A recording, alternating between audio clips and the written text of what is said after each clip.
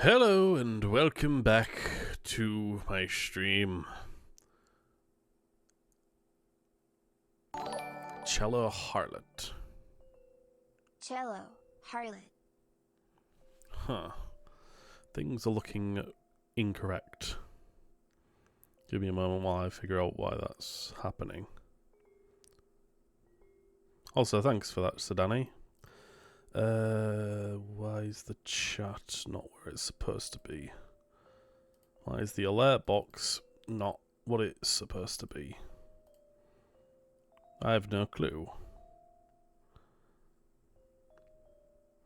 I don't know. I guess maybe I just haven't set up subscribers as a thing. Whatever.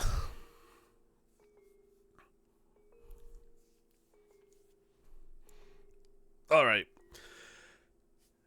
Hello and welcome back to Hello Charlotte. So, last time I played this, I had not a high view of this. I didn't enjoy myself as much, because I came off the episode 1 feeling like the game did not explain anything, and had a very vague, hard to understand premise. It felt like nothing made sense, nothing mattered, and everything that happened at random. And there was just like a vague sense of like a storyline that kind of connected things, but ultimately it came up to being confused. And ultimately at the end of it, I felt like the entire thing boiled down to just being some person with a bunch of OCs that wanted to create like a story about how they went on adventures in a mind dream state, basically. I was not really going to play the second episode or even think about the third episode, but it seems like everyone, like every person that's ever like mentioned this game, always mentions that it's a great story. It's a great game. It's amazing. You just have to give the second episode a try. So I'm going to see how this goes. I don't really remember a ton when it comes to the last episode. It was kind of like we are a puppeteer. The main character, Charlotte, is a puppet. There are aliens that pretend to be people, and also observers who are kind of like controllers of everything. And we kind of just went through TV screens and into different worlds, and then we joined together with a god at the end, I think. That is like my vague remembrance of the last episode, and I think that is literally all I could glean from it. Sometimes some games be like that, to be honest. To be fair, true. It's just, and honestly, the main part being that this game is free, right? So keep that in mind.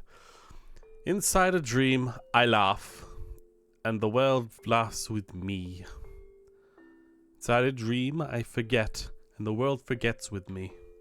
Inside a dream, I am the world. Hello, world. Hello, Charlotte. Title drop.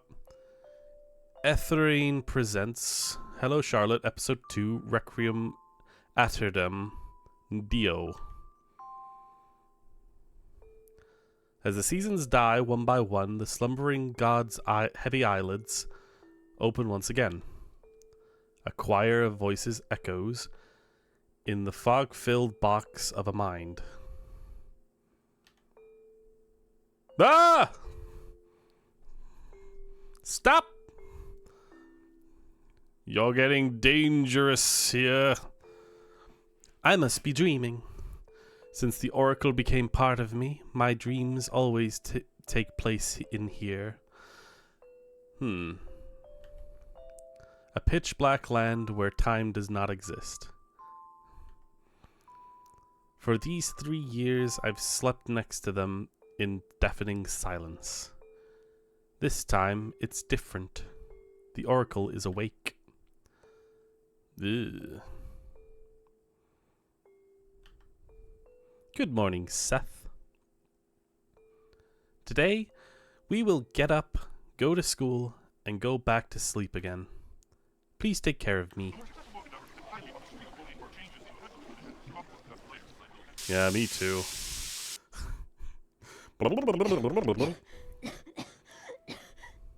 Oh, voice acting. Is it morning already? Meow. Meow. I feel a paw poke my face. Just a few more minutes. It's the maggot cat. It sounded almost reprimanding. Mag cat nuzzles against my cheek. All right. You must be hungry. Just wait a bit. I look at my hand. It's covered in something dark. It's not blood. Weird. Meow. It's nothing. Don't worry. Umbrella Man was right. Over these years, my health really did become worse. We still have a bit of time before school, Seth. Let's feed Mad Cat and greet everyone on our way. New task, feed Mad Cat. Greet everybody. Go to school. Alright. Probably in that order. There's a drawing inside. Look at it. Oh, happy birthday. That's a lot of bugs, and I hate bugs, so I hate this picture. It's a drawing of me and Henri. Who's this? Seth, don't tell me you don't remember. It's my friend, Henrietta. She always tells me that to call her Henri, though. She drew this picture for my birthday. So nice of her, isn't it? Okay. I do remember, like, at the end, we took pills and the world started to look a lot more detailed compared to this. Although there is a lot more, seemingly, in this room that I remember. Also, hi, Marco. Welcome to the Warp Omnicube. To use Warp Omnicube, activate Warp Point and place you'd like to warp to. Welcome to the Data Omnicube. I'm not interested in reading all of this again, even though I don't remember any of it. Teleport Omnicube. Like, I remember that in my mind I thought this was literally just all a fever dream, basically, from this one character. It was just very creative, let's say. Eden, the god delusion, the joyous wisdom. Clothes, hairpins, microchips, cockroach. One of these items is not like the others. Huh? I guess cockroach is, I don't know if you'd wear a microchip, but it's small. I guess clothes would technically the odd one out. I don't know. You're weird. Hello guys, it's me, the cat that asked him to play through this game. It wasn't just you, Marco. It was someone else on Twitter flat out said that don't be surprised to be confused. It's supposed to be confusing and it gets better. They're basically the reason why I decided to go further with this game. The True Realm research. Right, there's this whole thing between the True Realm and the False Realm, and Seth, the character that we might be, is in the True Realm, and Charlotte is in the Fake Realm. That's what I remember, I think. Okay. Understanding maggots. I'd rather not. Alright, so we got Felix's lab. Felix has a lab? Whoa, these are new character portraits. I don't remember that being like this. Whoa. What's with that face? You look awful. Complimenting me this early in the morning? Whatever. So cold. By the way, wasn't there a kitchen before? Wasn't this a kitchen before? Must be the house's structure changing again. Try the second door on the right. Okay, I did remember that correctly. Yeah, because it's not meant to be like an inside joke. It's an experience. Ah. One flew over the coal's nest. Simulares it simulation. Flatland. Chemicals are bubbling inside the flasks, of course.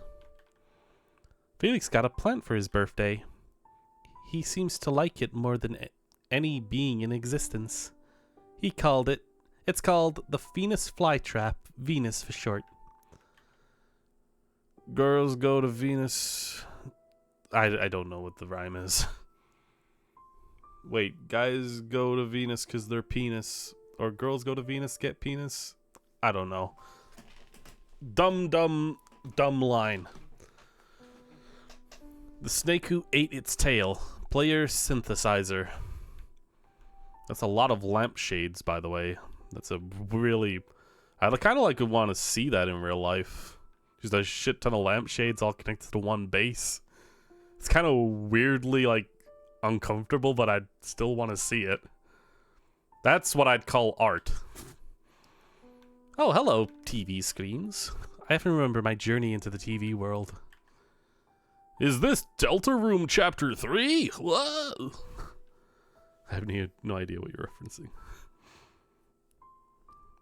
Cannot for the life of me remember what end you have gotten. I'm pretty sure I got like the good ending or something. I don't know if there is a good ending. I just got a ending, I guess. The channel isn't working. Oh, I didn't mean to do that. Exactly. No time for it. Yeah, no, we gotta feed our cat. Psh, goes static noises. Bennett's favorite show is supposed to be running soon. Don't expect me to remember who every character's name is. This is the bathroom. A toilet. Toilet paper smells like apple pie. It's almost scary how far humanity has progressed with its inventions. There's a heart on the TV, so... God, I just remember that Jackie, Steve, and I are doing Deltarune next week, and 14, who played through Undertale with. It's gonna be so fun. Ooh. Have any of you not played Deltarune before? I mean, I'm waiting for when the next few chapters come out so I can, like, start again from the beginning. I'd have to, like, figure out how much has changed in the first chapters, so, like, whether or not I'd replay from the start for the Snowgrave route as well, or, like, the weird route is better. I'd love to start that as soon as possible when it comes out. There's a monthly supply of liquid soap inside, and 14 hasn't yet, and she's planning to do an Undertale Yellow after. Did you see they made an art book for that? Send it over if you'd like to look at it. Sure thing. I know you play as a green kid in Deltarune. Green kid? Replace the CH with a K and you're correct. There's only a monthly supply of liquid soap inside. I'm taking that soap. Blueberry flavored. I'm gonna drink it. Oh my god, that's such a cute picture. I like it. Oh, we got the Book of Truth. I guess, I don't know how much time between the first episode and the second episode was, but it's clear that they redid a lot of these assets. Like the character sprites and this, for example, all seems new and different. Puppets, short lifespan, yeah. Like cats to a degree, to a ridiculous degree. So I guess that's Marco. No free will despite denying it. Aliens. Always busy, high murderous intent, can eat soap. Omnivores. Puppeteers, Seth. True purpose, to control from the true world. And observers, skull masks. World government members do not interfere with natural flow of events until ordered to. And failures. He is. I remember seeing these characters in the first episode. Type 4 civilization, ability to manipulate time and space, dangerous. Every race perceives them differently. Okay. Oracle. A beautiful, beautiful picture of like, I have no mouth but I can scream. I can't scream. Kind of thing. That, or it's kind of like the in-between of like your ear canal or something. Purpose? Godlike existence. One body vessel cannot contain an oracle in full health. Omnicules. Omnipotent. Omnivorous. Population greater than those of humans. High IQ. Mad cat. Cute as cats. Scary as maggots. Love food. Very loud. Up yours, asshole.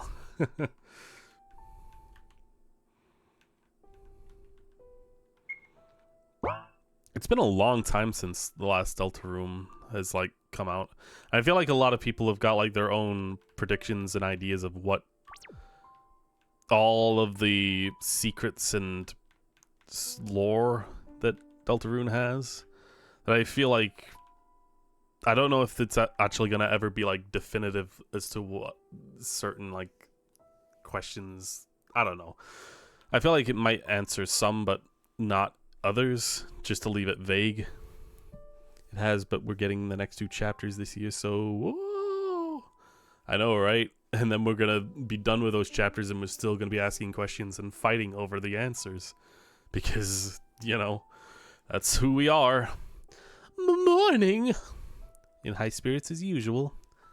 Good morning, Bennett. Mind explaining why my bathtub is filled with acid? Just asking. Flees the scene. Should we chase after him?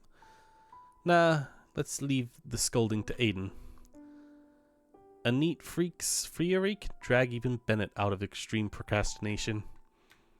Before I go that way then, let's go in here. It's the library.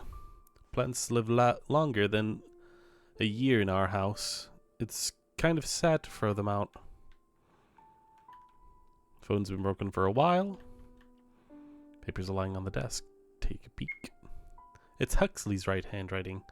Essay regarding the education program translated to human speak.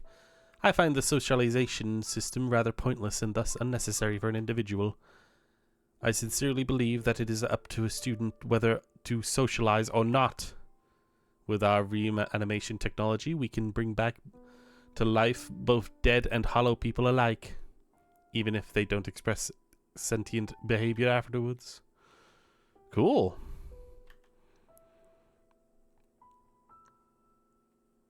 We've had plenty to tie the server. Shoutouts, fan games, Undertale inspired games like Mega Monster and all that.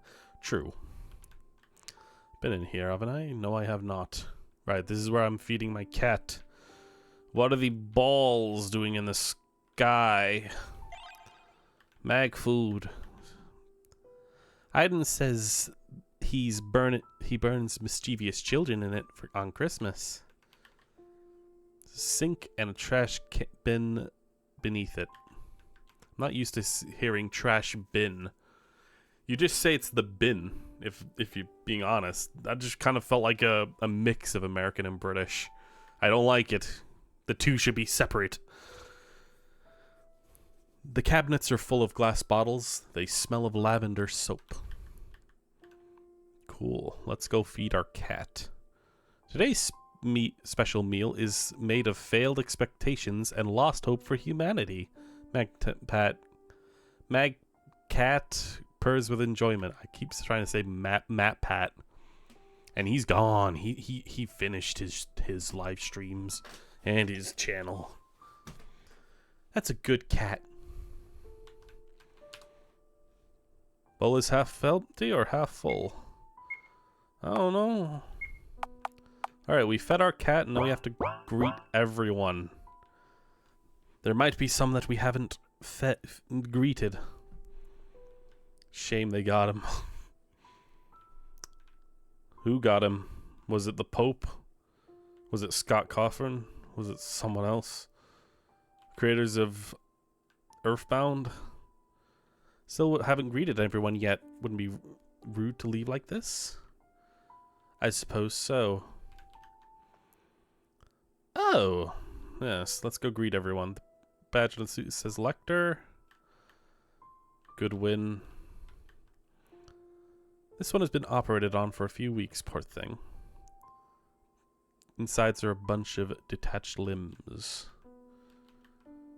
Kind of like how it's just like paint. Like they just use the paint program and just scribbled with a pencil tool. It's Baldwin. And Archibald. Hello. Huxley is operating on a patient. He's bringing the bone pieces together with superglue. Dr. Huxley! How are you, little Charlotte? Oh, to come think of it, you're not so little anymore. To think human children grow so fast. Felix hasn't grown an inch in all these years, but look at you. Some things don't change, do they? Haha. Dr. Huxley, yes? How is he doing? Ah, Felix? Haven't you seen him upstairs? I thought you two get along rather well. Since my health started getting worse, we haven't spoken much. It's as if he's avoiding me. Sorry, I was thinking out loud. It's okay. Come to for advice whenever you feel like it. No, whenever would be a bad idea. As I am a busy man, how about making an appointment in advance then? Thank you, Dr. Huxley. I appreciate the sentiment, but you really don't have to. I sincerely hope you two make up. Especially since my new nephew, my cute nephew, hasn't gotten anyone his age to talk to. Just like Bennett. Who am I? Am I talking too much? Should hurry to school. Here, have a sticker. I got a sticker! Triangular, therefore very cool. Place it in my bag. Hell yeah! I'm cool! Specimens look like living bowels with its eyes. I briefly wonder if it has a vertebrae inside. Still breathing. Cool. Also spiders. Warning, mutant spiders inside. Reads the label. Move. Oh my god. Will I ever be able to escape this room? If only the random NPCs will eventually choose to move somewhere else. There we go. I can quickly... There we go. I escaped. Whew. The Vatican, yeah. The Vatican got him. The Violent Room. It's locked. Phooey. Access denied. Doors with puppeteer symbols only open to those with an X in their names. Seth. But Huxley reprogrammed this one and lets his crew workers through. So Florence or the others might be here. That's a really stupid reason, but okay. And we got the deer guy. Morning, Aiden. Morning to you as well, dear girl. I hope you haven't forgotten that we have a piano lesson this evening. Of course not. It would be a pity for you if you missed your practice. I will be waiting for you in the piano room. I thought we were going to school. Piano room. Come back here later. Okay. Yeah, I guess that's everyone then. Unless there are secret extra rooms to the very far ends. No? Gotta be super sure.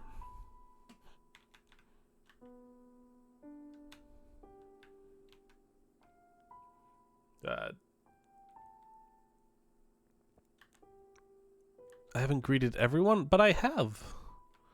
I guess I need to get into that room. So I need to ask someone to let me in, basically. Who did you ask me to ask? Florence or the other ones might be here. So can I go ask Huxley to let me in? Move. I said move again. If only you will move. And here we are waiting. Oh, fuck it. Let's not hinder him. If we need anything, we'll ask Felix. Okay, we'll go to Felix then. I guess Felix does have an X in his name. Even though we've been told that he doesn't like us anymore. Felix! Listen, you'll be late for school.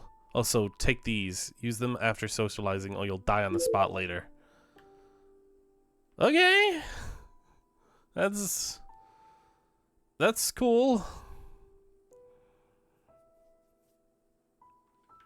Is that it?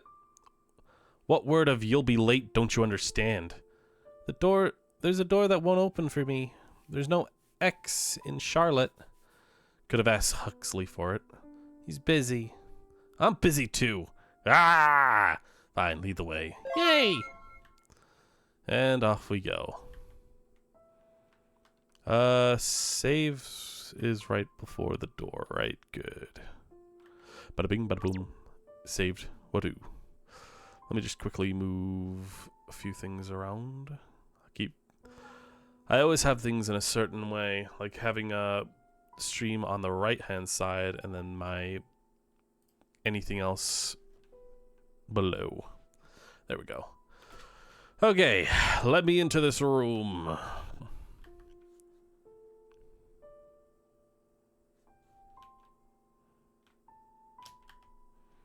Hi, Florence. Oh, right on time. Can you hold some of this useless junk for me? I think I stole too many light bulbs, so Dr. Huxley might be suspecting me. Ah, sure, I can help. Here you go. Pepper spray, pepper spray, pepper spray. I'll take the first one. Thanks for the cooperation. Okay. Can I return to work now? Sure, thank you. And that's that, I guess. Now then, onwards to school, Seth. Off we go. Am I supposed to know which door to go into? Shh, no disturbing the neighbors. I'll disturb all of them. Door we need is the last one. And elevator. What a nice sticker you have there. Where are we going, dear friend? I know it's nice.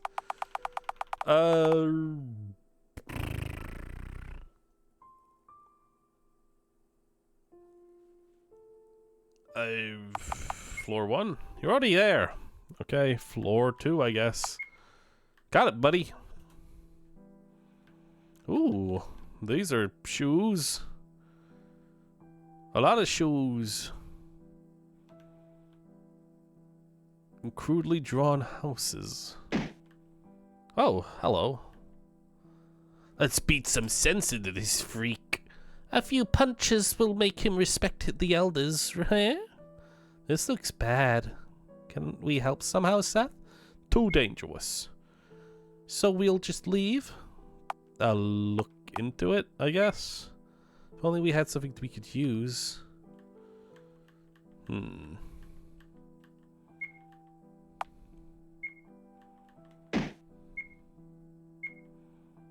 We have pepper spray. Remember, kids, it's illegal to carry one.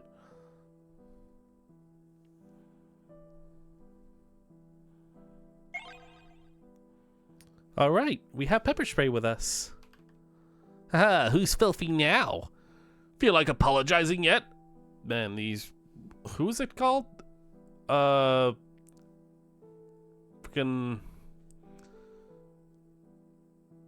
Not Leonardo, it's... Pablo? Is that the guy who made those really weird, dumb-looking pictures that just kind of weirdify the mouths and shit? Turn people into puzzle pieces? Pablo Picasso? I think it's him. I can't remember exactly if it was him, though. Feel like apologizing? I have nothing to apologize for. Is that so? Why don't we cut out his tongue of his if he has nothing to say? Wouldn't it be too cruel to ruin such a pretty face? Then why don't we do something more fun? Does it take a step closer? The students notice me. And who are you? Sorry to interrupt, but... Shh! Haven't your parents taught you? Violence is no good. Ah! My eyes! Get it off! Run, quick! I reach out for the boy's wrist. He slaps it away. I didn't mean to... Litter about that. Run! And now we have C. Well, off to school we go.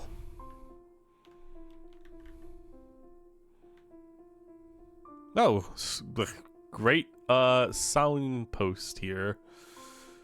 Just go down into the depths of hell. Take a leap down? Yes. Whew, we got away. Are you okay? This body, it's too fragile. Throat hurts. Boy pants heavily. Breathing, standing, barely standing. He's completely out of breath. Seems like PE is not your best subject. You're bleeding from the head. You're so small. How did you distract them? All thanks to my pepper spray. I waved the thumb-sized bottle in front of his eyes. He barely looks up. Florence says a box cutter and pipes are fine and all, but they're not as effective as in a big fight. I see. True. Look at Amori and how pepper spray basically wins you any fight in that game. Or the worst fight. What did you do with them anyway? Do to them anyway? As I have said, nothing. They're contaminated. I only commented on that. So that's what all the filth deal was about. More importantly, wouldn't these people target you? Why would they? Huh? There's nothing to worry about. Everyone at school loves me. Moreover, I'll always have Seth on my side. What's important right now is that I helped a fellow schoolmate. Schoolmate? It's our school uniform you're wearing, aren't you? Is it? No, let's hurry. Got it. Sorry, Seth gets grumpy when we're late to class. I can show you the way to the infirmary. Find infirmary. Find class. Off we go. There's a ball pit. Oh, I'm blessed to catch a glimpse of our princess in the morning. Garden. Seth, we need to take him to the infirmary. What? Initiating socialization with student Algamate? Oh god, no. Socialization. Oh no. Okay, this game has fights in it. Only it's completely around socializing. God, that specific sound effect gets used in I keep getting flashbacks. Talk, student, Algamate. Okay, let's talk. Guys, to start a conversation. Social battery points. Okay. Staring at their phones. Took no damage. I mean, what skills do we have? We got Smile. Melts the heart if done right. Discuss. Anxiety pills. Reassure. Be compassionate towards your social partner. Discuss. And then his is Smile.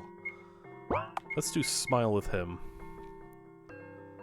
There's no effect on this Algamag. Ugh. It's not do as good as intended. Socialization done. SR landfilled 2 obtained. What? Okay, sure. The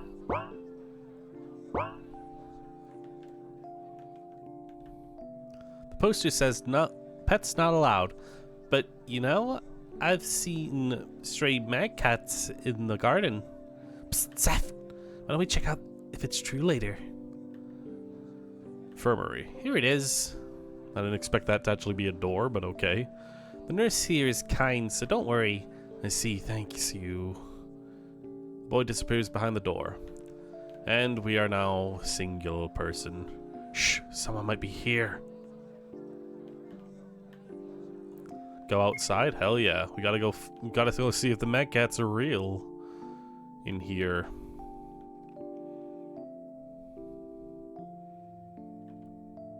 Uh-huh. Nothing I can do here. And nothing. Okay.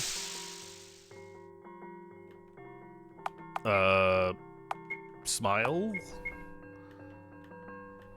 There was no effect. Oh god.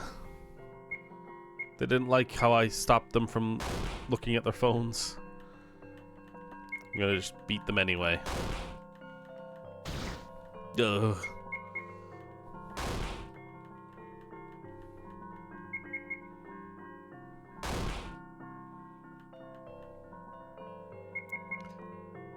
Looks like it's about 15 health on them, which is the same for us.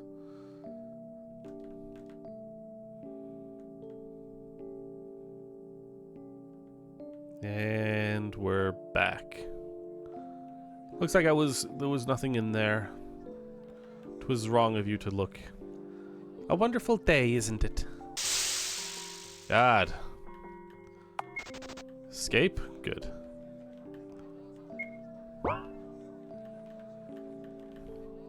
Go to the principal's room. Intruder detected. Initiating vaporization process. Bad end. Okay. I think I'm gonna have to go through all that again because there was no saving. Oh my god. Cool. Let me in. Talk to you. Thank you. We're done here. And now we will save again and leave.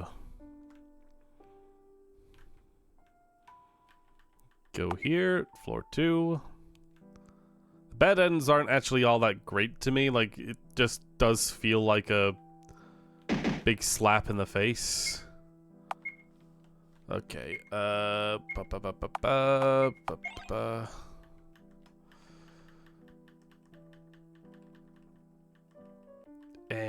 now we got our friend. And now we're in school. Did all this talking. Yes, I talked to you. Bye-bye. Alright, I'm gonna go ahead and defeat one of the Amalgates with this guy and then restart. And then send him back in there. Oh, this guy's new. Study student. What if I discuss school-related stuff with a study student, Nope, never mind. Shoos me away. Damn! I got hurt. I wouldn't say friend.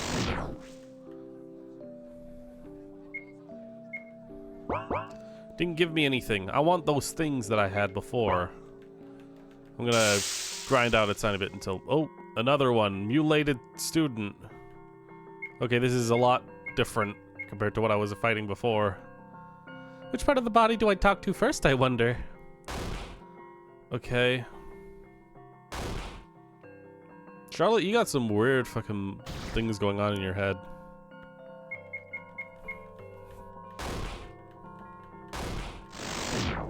Okay. Socialization's successful.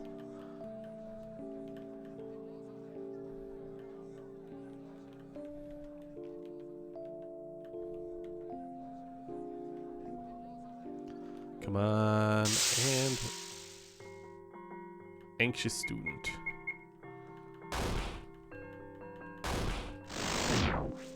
Simple. Night gaming. What? Oh. Okay, these are just pictures. Okay, so that's Felix, I guess, and Charlotte with someone else. This dude, C, maybe. Oh.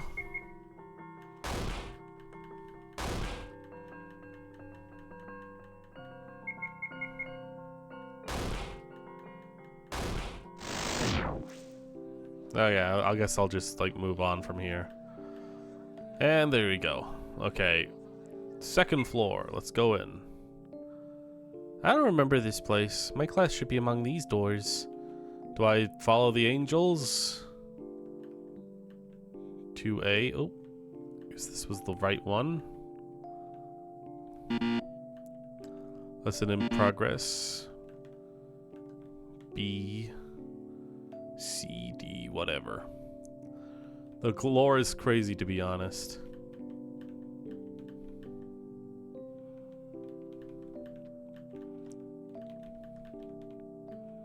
Sorry, I'm a little lost here. Have you seen class A1 anywhere here? Why, yes, the very first door leads to A1, but you can't get in there without a pass. Where can I get it? My friend from D3 had one. Go ask him. Okay. I'm not gonna look around every room. I'm only gonna go into the rooms that I know I have to. Wait, let me tell you a secret. If you go through the very first door with a white door pass, it'll get you to A1. Okay, that's not what I wanted though. This might have not been D3. Maybe it's on this side, D3. A pass? Sorry, I already gave it to girl from F4. Go there. Maybe you should Alt F4. Douche.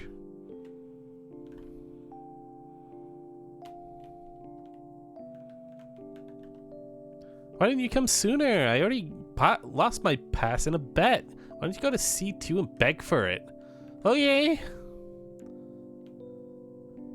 I love the leg work.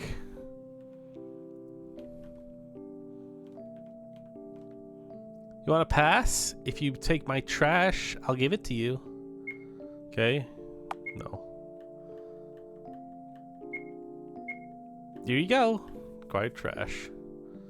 What else do you need? I gave you the pass already. Did you?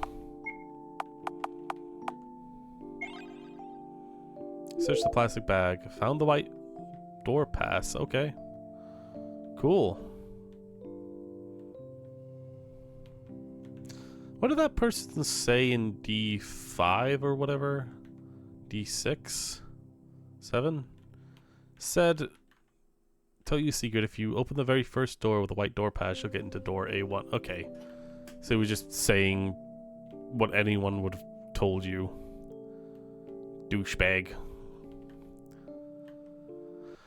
Yeah, here we go. Finally! My head is spinning with all this running. I go to my place. Someone taps my shoulder. Psst! Henri! What took you so long? I thought we were going to check homework before class. My bad. I ran into some trouble on my way here. Oh, really? Witchshire! Warhol! No talking in class, please. Henri loudly clicks her tongue. We're so sorry, teacher. You apologize too. I'm sorry. Alright.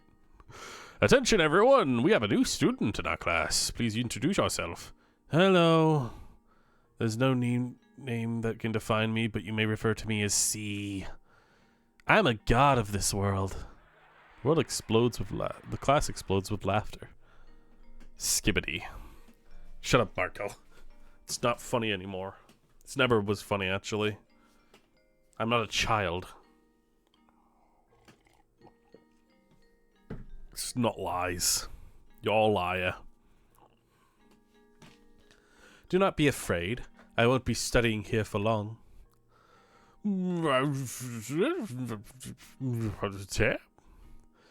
Take your seat, Mr. Wordsworth?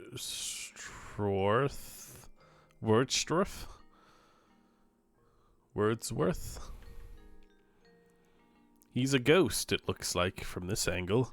Class starts. I try to focus on the teacher's speech. Today the topic is the trial and soul cubes. As you all know, since you've turned 15, you're now able to see your soul cubes. Soul cubes store your data. Your soul data, as the name implies. It's speculated that the soul cubes are just smaller omnicubes which raised a controversy among our scientists. If soul cubes are omnicubes, then aren't we just meat armor they control? Man, don't get me thinking about how we're all technically just brains piloting meat suits from inside our metal or our bony bio skeleton, right? Also, hey, Malk. My opinion on that will be kept to myself. I'm sure you've heard of this kind of news. Just like any data storage, soul cubes can become corrupted. That's where the trial comes in. The trials exist for helping the defective. Their cubes will be formatted and debugged. Our school is proud to certify that it is usually one person a year, but sometimes it's two. As you all know, the annual 75th trial will be held quite soon, which all of you will attend for the first time. Who can explain the purpose of the trial? It is for correcting the defective. Right. The trial exists for the sole purpose of providing help to our students. A public vote among students and teachers alike will be held to determine the defective student among us. Tell me, who has a defective cube? Anybody? Remember, if someone who'll amount to nothing if not provided help. Now, class, how do we avoid cube corruption? We go to school. We abide by the rules. We socialize. Very good. Now, let's proceed with the lesson. It's lunch break. Look at Henri. We'll always eat together after all. She looks like she's about to cry. Did something happen? No. I forgot my wallet. Even though I wanted to buy us a meal today, I'm so worthless. Don't say that. I'll buy us something. Really? You'll do that for someone like me? You're not at fault, Henri. It happens to everyone. Yay!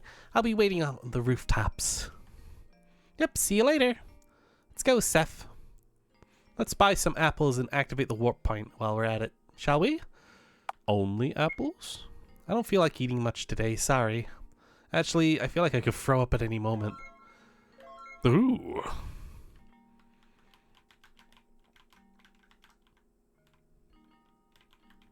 Bye, teacher. Ah, socialization with damaged student.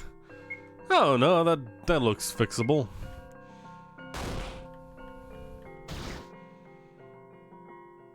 Yeah, I'm gonna go ahead and get away from that. Oh, we're straight out. Did you see that god imposter? I think he needs help. Nice dress, Wiltshire. The trial will right all your wrongs, although you're already an angel. Warp point activated. Cool. Oh god, no. This is like pure socialization. I don't know if I can survive this. I need friends before I can do the fights, I think. Ah, how I envy you. You always look so pretty. And you look like you're missing your face. No. Changing room. I do not want to change. I think I'm perfect the way I am. A goddess shouldn't sit with commoners like us. That new boy is so lonely. Maybe he needs a good friend. Like you, for example. Go sit with the new kid. You're the main character here. Sit with someone more important than me. Oh, God. Our god is over there sitting all alone, poor thing. Oops, I think I'm glued to the seat. Don't you feel bad that C is sitting there all alone? You should join him. Why is the game so determined to make me hang out with this guy? I wanted to do something that would make me special, but I ended up procrastinating again. I wonder who will be chosen for the trial this year. Will it be me? Sorry, this place besides me is taken. Pretty sure everyone wants to sits with you. Sorry, this is taken. Find another one. Huh. Who would have thought our god is so tiny? I can't believe that you don't have an F-book account. Everyone wants to be friends with you. Sorry, my data is not to be sold. Enjoy your soup. My imaginary friend is sitting here. Please go find another place. I wish I had a haircut like yours. I'm not worthy of talking to you, princess. It's so cold by the window. You'll catch a cold if you sit here. You know, I wish I was in a room full of fucking simps. But it seems like it's just catching on to anyone here. I'm certain I saw your photos on a cat lover's site. Who'd have thought? A meal today would be especially delicious, isn't it? You're cute. You look pretty today. God, everyone's so fucking fake. Fine, let's go hang out with the emo boy. See, he's poking at his canteen food. It's poking back. Hi again. Oh, hello. Mind if I join you? No, not at all. I mean, he's waiting for me, but talking for a moment wouldn't hurt, right? You seem to get a bit better. Yes, it could have been worse if it wasn't for your intervention. The nurse patched me up a little. She said I'd recover soon. Maybe you should go sit with C. Ugh. Although, I still appear to have some trouble with verbal communication. I see. It's true. Is it true that you're the god of this world? Ah, no wonder you're curious. That is the only thing I'm sure of since my awakening in this form. In fact, I tried to get rid of this vessel immediately. But who would have known that a human preservation instinct was this strong? I don't know if that's the right way to say it. I couldn't put a scratch on myself. I was afraid of the pain. Curious, right? Not only that, but I know not the reason why I'm here. Needless to say, it is not only a great inconvenience, but also a waste of time. Preservation. Preservation, whatever. Needless to say, it is not only a great inconvenience, but also a waste of time. I want to get rid of this body as soon as possible, but there is surveillance everywhere. Kind of ironic that the rules forbid self-harm, but not violence, isn't it? That's why I'm looking for a way out. Say, do you wish to aid me? When I return to my heavenly domain, I'll definitely... Look! She's about to jump! What? Really? That... Eelier? Huh? Everyone's gathered by the windows. Somebody gasps. Is this Persona 5? Unknowingly, I find myself running outside. Uh-oh. What's with the commotion? I can't see. Blank look. I know her. She's our class representative. Scarlet Ailier. An all-A's student and a student council member. An athlete who had an unrivaled beauty and always got what she wanted. An ideal person. We never really spoke, but she was always the one who established discipline in our class. Now that I think of it, Scarlet Ailier was a scary person. Ailer? I guess Ailer might be the better way to say it. Ailer?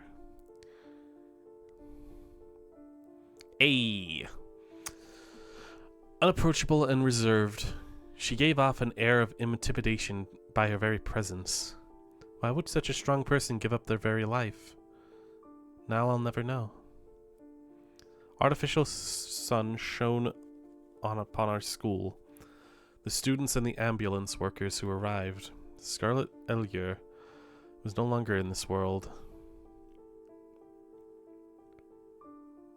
Okay.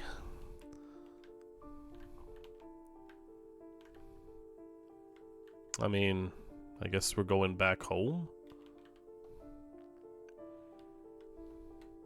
Let's go ahead and save, why don't we?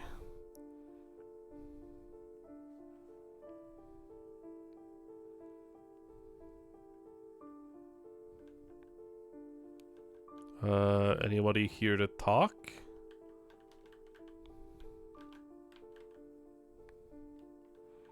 Nobody? Oh, hey. Meow. Shh, Bennett's sleeping. Join in.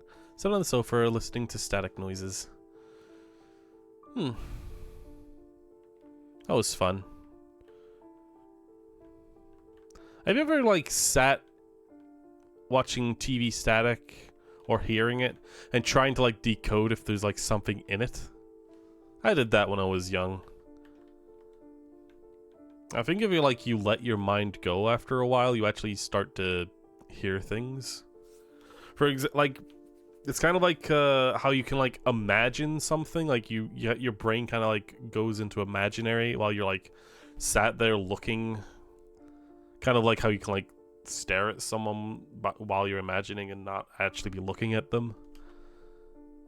A lot of the time when that happens, like I come out of my imaginary world and like what I was seeing kind of like takes form as the thing I'm looking at in real life. It's always been really weird ever since I noticed it's something that happens. You don't know Scarlet. I don't know Scarlet at all. Oh, I didn't mean to skip that dialogue, but might as well just have said like, I'm tired, let's go to sleep. I exhaustively cover myself with blankets, falling asleep with my head when my head hits the pillow. Oh boy! Right, we can't ever get some good sleep because we're merged with a demigod or whatever the hell the Oracle is.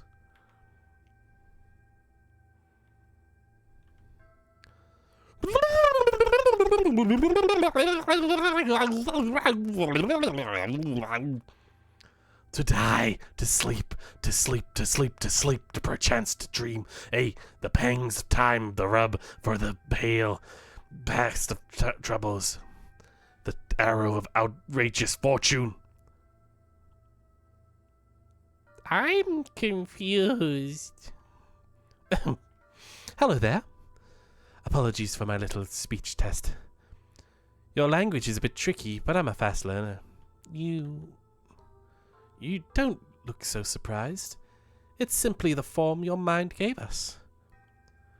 Seems like, despite your initial bravado, you're subconsciously afraid of us. So we took a more masculine form, although the concept of gender does not apply to us. I don't think it applies to humanity anymore, given how things have been changing.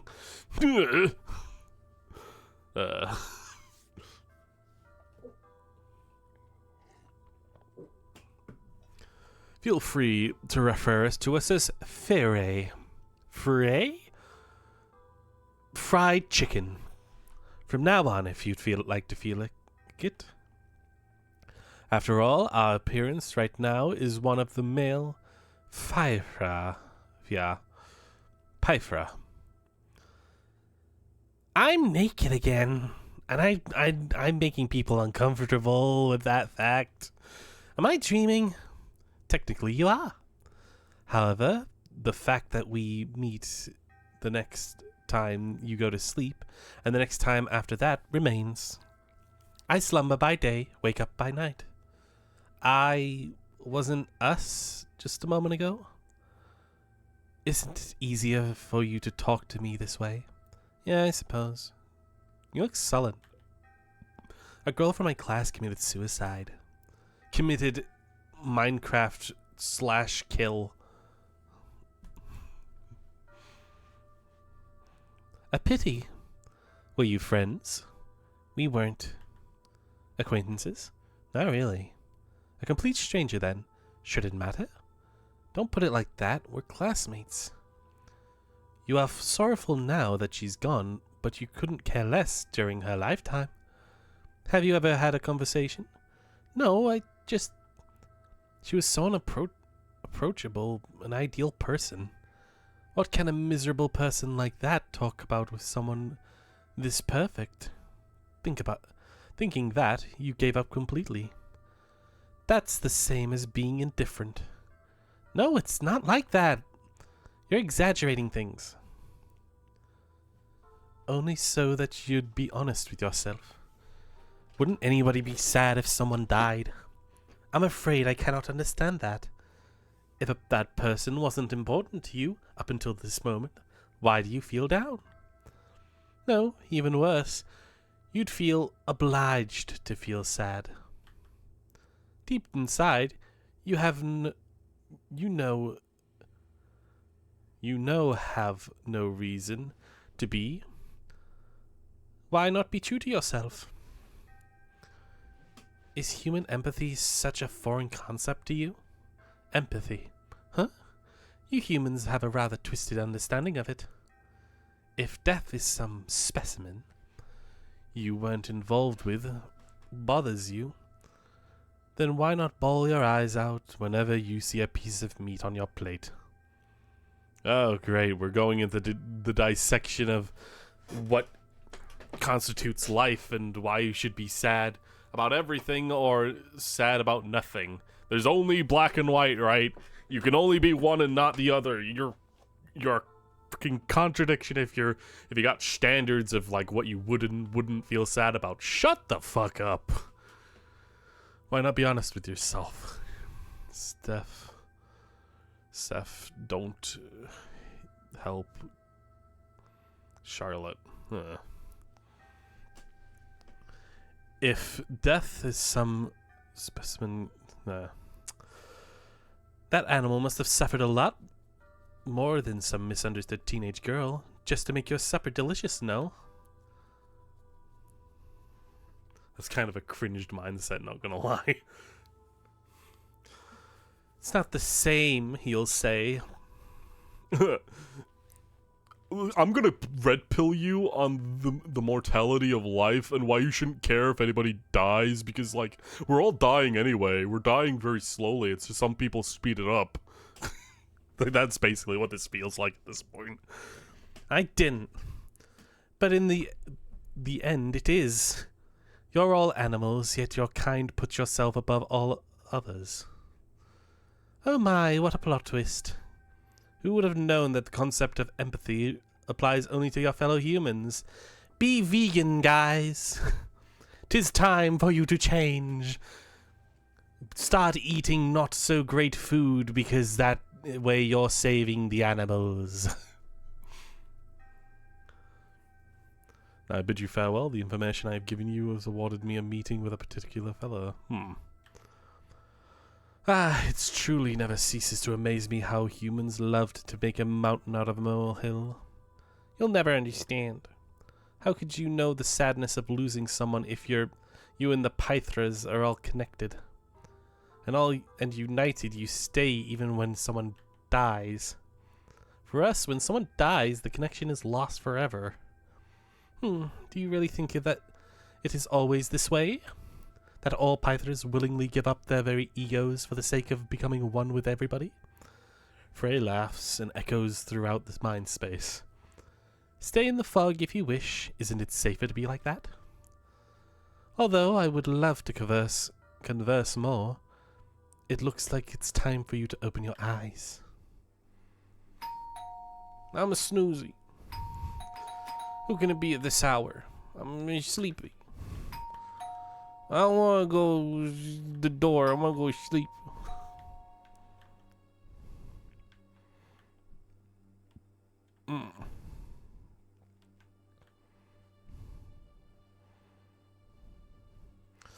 Fine.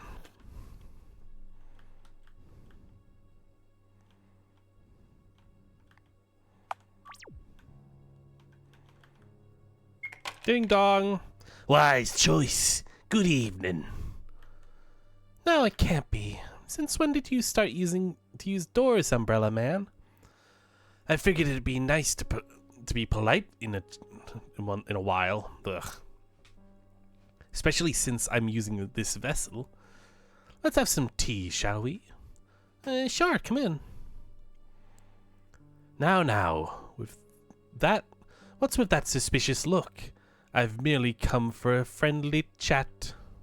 You see, I've received no orders from my employer recently, so I took this chance to have a small vacation. So you're slacking off? Don't put it in such an unsightly way. Believe me, even a workaholic like me can't let these opportunities pass by. After all, such a chance becomes one in eternity. Umbrella Man chuckles at his own words. Wonderful, isn't it? I suppose it is. You always seem so busy. And believe me, I truly am. But enough about me. How's school? Well, since I helped a classmate today. Oh, you needn't have. Why so? I'll spare you the details, but there's something I should know for a fact. That boy was destined to die in that alleyway. Oh, sadness. That's just cruel. See, he's a good person. He doesn't deserve it. It's not about deserving it, my dear. It's just that his whole existence threatens this world. I'd put it that way. As long as he exists, this route is doomed for a bad ending. No matter what you and your beloved puppeteer do. But I kinda like the emo boy now. Oh no. I hope I made myself clear. Anyhow, I'm glad to see that you're in high spirits, despite your worsening condition. Is it that bad? It wouldn't be an exaggeration if I answered with a yes. The circles under your eyes have gone darker. Your skin color is more paler than ever. Have you been eating properly? I don't feel like it recently. My, the doctors are living under one roof with you. Why don't you pay him a visit? Are you afraid to admit your condition has been worsening even more? You're right, I really should. Yet you haven't done so. I don't want to cause anyone any more trouble. Ah, so it's the reason you're reluctant to take measures. I see. Oh, youth. I used to be young too once, you know? Everyone used to be young once. That sounds weird when you say it wearing a boy's face. Hush, this is merely a vessel. After all, pay it no mind. Anyhow, friendly chat aside, recently the number of abnormalities in this dimension has been increasing. Screens and doors, locks malfunctioning, world expanding, people missing. It's a living hell. Do you know anything in regards to that matter? Have you anything to tell me, perhaps? Well, the Oracle has... My, don't tell me you've been the slumbering god has awoken. Might it be that your body has begun to collapse under the pressure of the Oracle's corpse rotting inside you? When you put it like in such a light-hearted tone, I'm almost not worried about what'll eventually happen to me. Death is merely a release, my dear. Still, leaving this world might be a little too early for me, sir. The Umbrella Man shrugs. Well, it's your choice, as it was your choice to stop taking the pills. I don't need those anymore. Alright, right, you don't. Just keep in mind that the Oracle is no longer the divine being you met 3 years ago. For it is naught but a rotting corpse of a god, no longer sapient nor self-aware, with your very mind giving it shape, a parasite of your mind. That's what my employer would say, anyway. And look at the time. I'm afraid I must leave. Our humble puppeteer will scold me for robbing you of sleep hours. Right, Mr. Seth?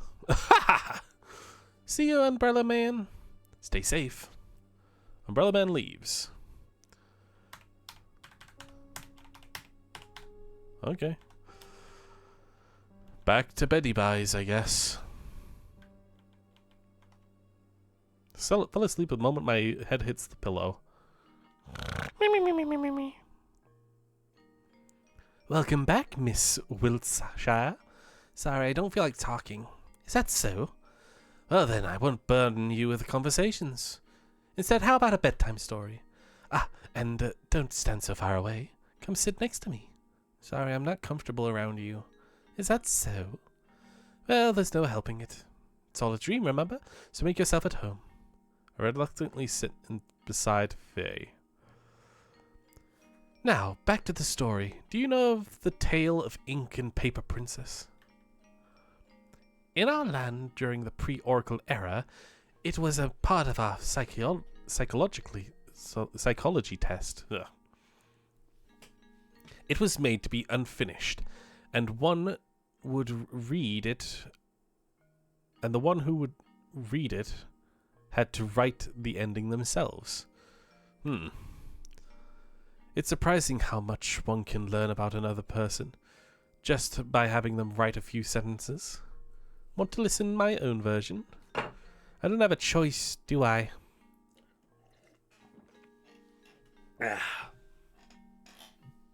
So much for free will, right? Well then, a pitiful ink-black princess that looks for minds alike who ended up in a prison of Paper Kingdom.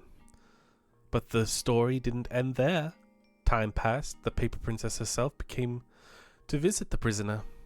The two became acquaintances. Shortly after, the Ink Princess was freed from imprisonment.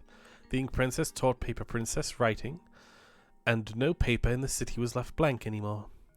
They obtained power known as knowledge. Paper Princess couldn't be happier. Yet, having spent so much time with Ink Princess, she became stained with Ink Princess's pitch black color. Day by day, Paper Princess became more and more soaked in jet black ink, until she was indistinguishable from the Ink Princess herself. That would be the end of the story. She fell asleep, huh? By the way, hello there, Mr. Seth. Is that how Miss Whitshire calls you? What a joke. You must be thinking that you're in control. What are you even here for, I wonder? You aren't even supposed to exist in this world. Ah, I know. You must be looking for answers. But I'm afraid you won't be getting any. Because you see, Miss Whitshire is an unreliable narrator.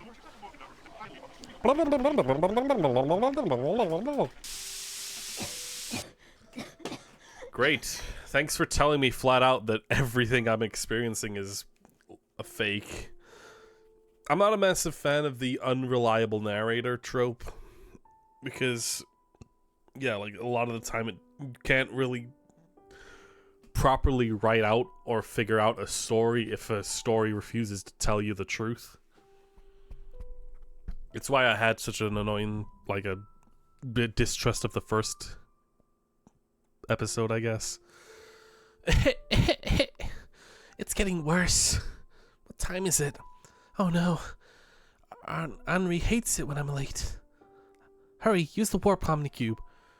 Are you sure? Of course, silly. Skipping school is against the rules. You should know better than anyone. Today we will get up, go to school, go back to sleep, remember? Okay. No time to walking around, Seth. Okay, we go. We fly.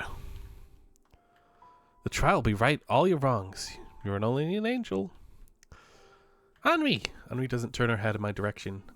Miss Warhol? Slightly tap her on the shoulder. Henri finally turns around. She's on the verge of tears. Charlotte Whitshire. Yes? Why didn't you come and eat lunch with me yesterday?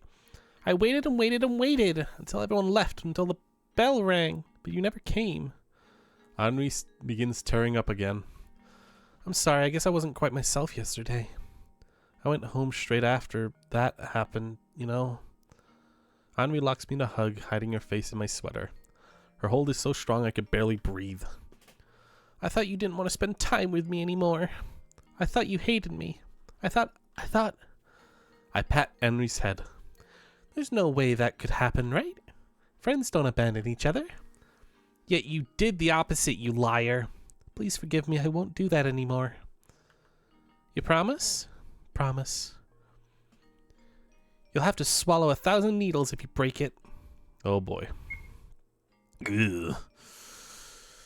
Okay. I guess we go to class.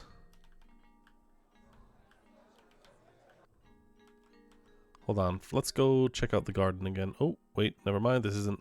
Oh, okay. Our god is a loser. Student blushes, turning away. Ah! Now, I get away from you. Let's start our class. Today's topic is the world. The house is the world. Elements char connect the I don't know, man.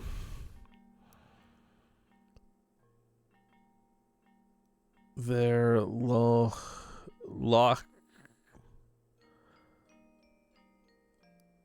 lotion no on a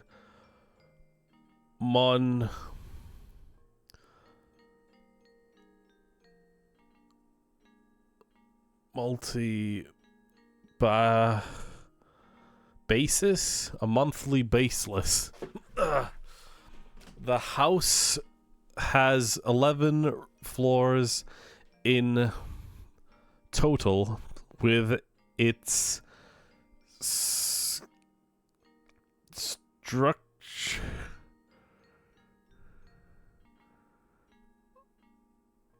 structural, I don't know.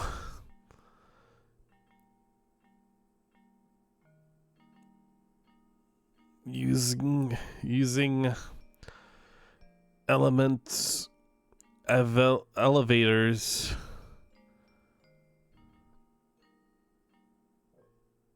and wrap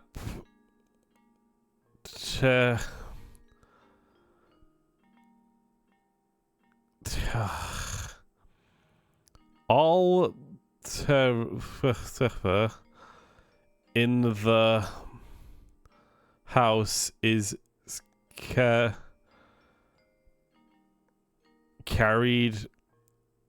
through using elevator warps technology. All transportation in the house is carried through. I think it's good. It rules when it's good, to be honest. The unreliable narrator. The first time I experienced the unreliable narrator. Fuck, I kept trying to say animator. Was in that weird storybook with I can't remember exactly what it was called, but it was the one where like there are two main characters and one of them turns out to be like the murderer that the detective was looking for, and like it just never tells you that they were the murderer. They were just using like subtle hints and vague clues like towards it, but you wouldn't really notice it until it finally like tells you what is what. And that's cool, but even then, like, I feel like there's still like a groundswork that you can understand and work from, so you can actually like figure that out. When it's just like, oh, everything that you're being told is a lie, then it just becomes impossible for you. Like, it just feels like everything that you've been hearing is just pointless in a way. So yeah, it can be done good, but I don't know. Unfamiliar with that one. I honestly don't remember what the story's called. But it's like the bodies were hidden under the floorboards or something like that.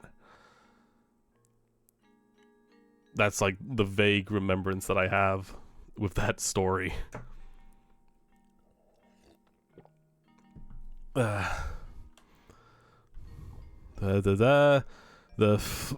What? The waste is deposited off by... Blah, blah, blah.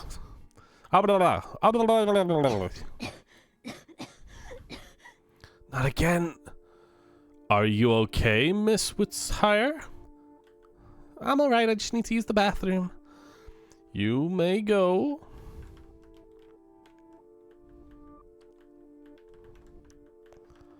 Let's go, I guess.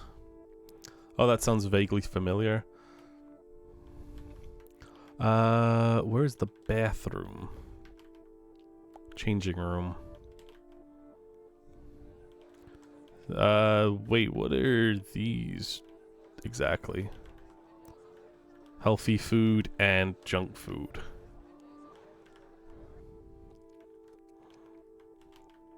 I just get the bad food that makes me think that I'm eating good food. This sandwich has lettuce in, so it's healthy for me, right? No, I'm gonna die if I do that. Infirmary. No, I want to escape. Garden. This is gonna be a pointless. Guess floor free? What's floor question mark? Hold on, what's question mark? Access denied?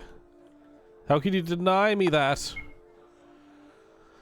A lovely girl like you talking to me on a lovely day? Oh, I'm so happy. What great dialogue. Cool. A balcony with nobody around. Okay, here we go. Washing internal organs in the sink is strictly prohibited. Pfft. Tap doesn't work. Uh-oh, it's C. I vomit into the sink. I noticed C standing by a sink nearby. My head must have been spinning so much I didn't notice him. C washes his hands and face again and again, frantically pressing the soap dispenser button over and over. I carefully place my hand on his shoulder. It stiffens at the touch. Stop it, you'll get blisters all over your hand. I can't. I've washed off most of the soap, but I still feel dirtied. Soup? My fellow student smashed my head into a worm soup. Oh. It must have felt horrible. Yes. In fact, everything I touch feels contaminated. I just can't shake off this feeling of disgust. I see. Suddenly conscious of myself, I remove my hand from C's shoulder. How about you? You don't look well. I've known better days, I have to admit. But I'll manage. Seth is there for me. Is that so? Oh, the lesson has ended. I left my bag there. See you later. I wave to C. He waves back with a little uncertainty, as if testing the new gesture. Hooray! I just finished talking to the guy that I've been told is going to cause this world to end. If he stays alive, because, you know, that's just how things are.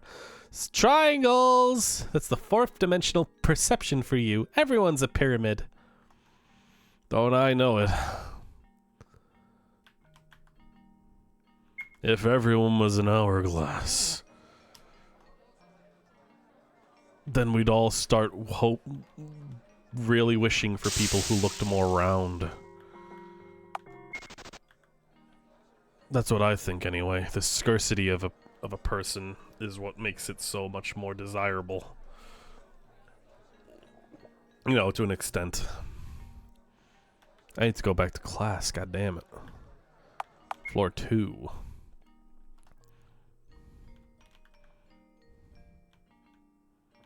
Oh no, Henri has gone. My bag's gone. What is it, Miss Witzhire? Where are you? I'm very sorry, I can't find my belongings. Maybe someone accidentally took it? Excuse me, I'll go look for it. Teacher, can I go too? Why would you, Miss Warhol? Because I want to help, of course. 2 heads is better than none. Or 1. Okay, you can go. Henri runs up to me with a happy grin. I'll help, Charlie. Thank you, Henri. I appreciate it. Look for the bag. And now we've got Henri. Doesn't it feel good to have friends?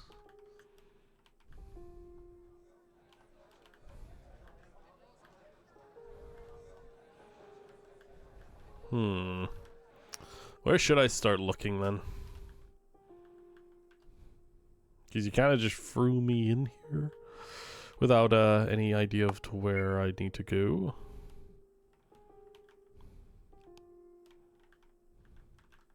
Okay, nope.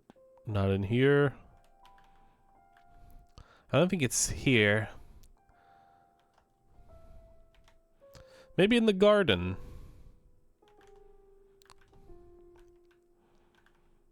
I was allowed into that room, but who knows?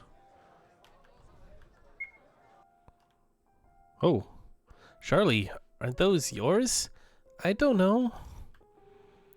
All the pens are covered in mud. Look, these are yours too, right? The textbook costs a lot.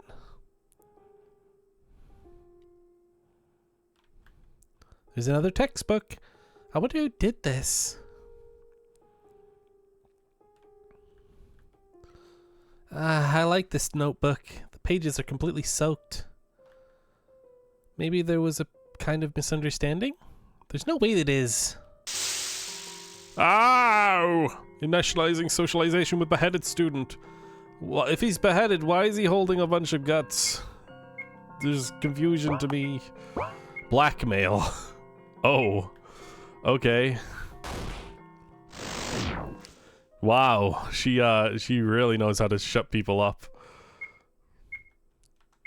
SR sleeping. Okay. Means nothing to me. Henri picks up another notebook. Did I do something wrong? Even the pages of my book of truth are torn out. Even though I worked so hard at keeping it tidy. Those bastards! How could they do this to you? I think it's some kind of a mistake. There's no way it is. Like I said, it's okay. Unforgivable. Unforgivable. Unforgivable. Enough of this. I'll report it to the teacher. Henri leaves before I could protest any further. Looks like we found everything. I don't feel like going to class anymore. Let's go home, Seth. Okay then. Whoop. Something wrong? I didn't mean to skip. Like again, like I'm constantly holding down the run button, which skips the dialogue. But there's like no other option. I don't think there's any other buttons that dash without skipping. Something wrong? You're covered in blood.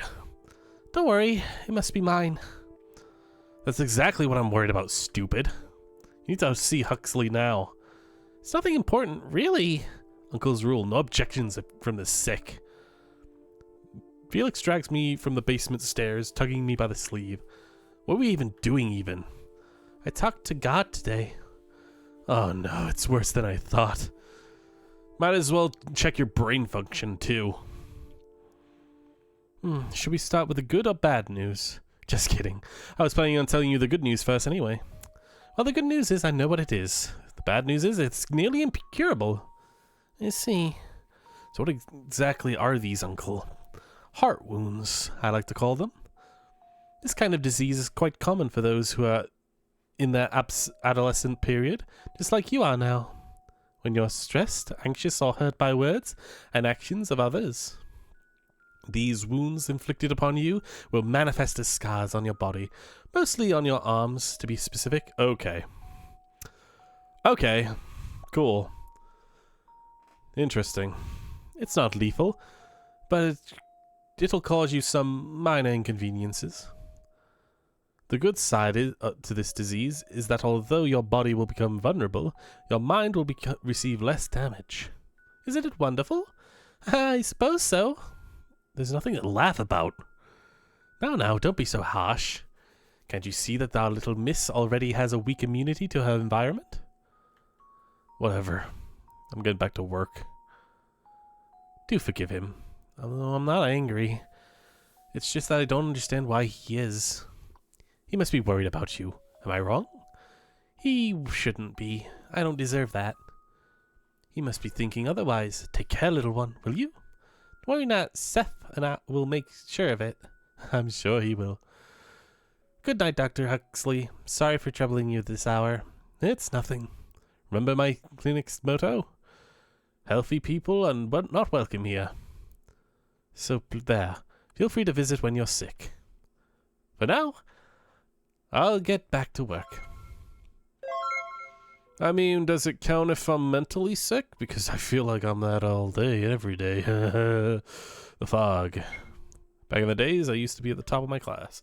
I love being right, answering correctly. I love doing things better than everyone else. Mother always said that I inherited my hard-working mindset from my father. I was happy. I wasn't... Fragment deleted. It was that one day my classmate decided to... Fragment deleted, fragment deleted. And then one day, the fog appeared. With each passing day, I found my head becoming filled with it until I couldn't think clearly anymore. I'd become clumsy, absent-minded, indecisive. Everything I to be, myself for it. One day, I realized that the fog wasn't just in my head anymore. It was all around me, surrounding me, consuming me, shielding me. Okay. Good night, Dr. Huxley. Sleep well. Got the mask back on. Oops, I just remembered. I left the scalpel when I was operating on the patient. Oh, he doesn't notice.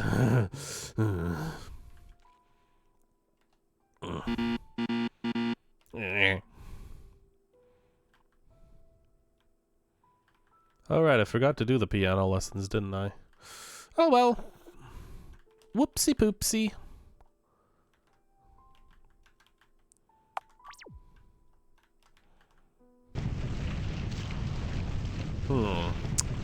That sounds like something is on fire. Maybe a smell is coming from the kitchen. Try the door handle, it's locked. Is anybody in there? Dear girl, I do not think it's a good time to enter right now. Aiden, is that you? What happened? Dr. Bennett decided to take up cooking, and right now he's cooking is destroying everything in sight. I see. I won't hinder you.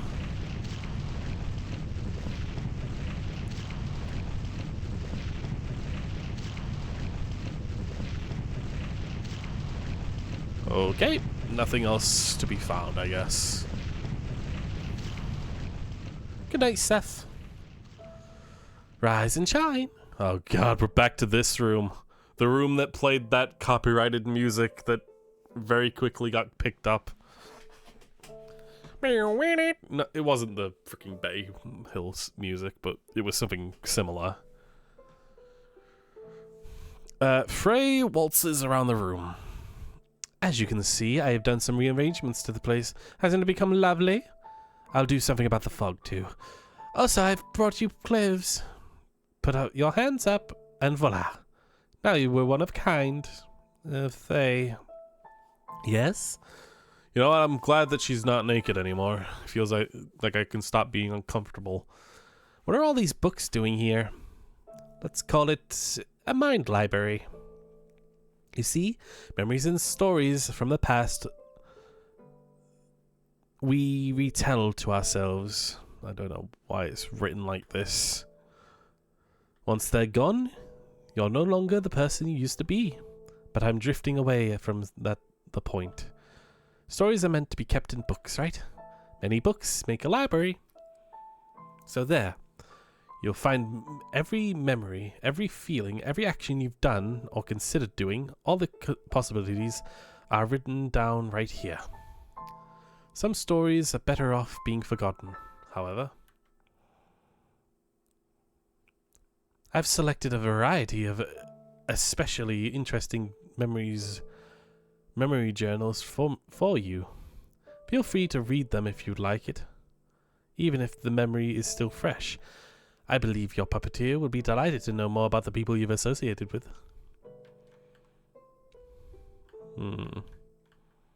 How I met Bennett and Huxley. I was 8. One of these days, when I was home alone, they appeared out of nowhere on my doorstep. There was a small, rhythmic knocking at first. Knock, knock, knock, knock, knock. Knock, knock, knock, knock, knock. Repeating over and over again. I knew I shouldn't have opened the door. Mother told me not to do so no matter what. Good children don't disobey their parents. Knock, knock. When I was scared of the unknown, I crawled under the bed to hide, besides the monsters beneath it. I felt safe among them. As time passed, the knocking got louder and louder and louder until I couldn't bear it anymore. I was adamant that staying under the bed until morning came. Then I heard the door opening with a click sound. Someone came in.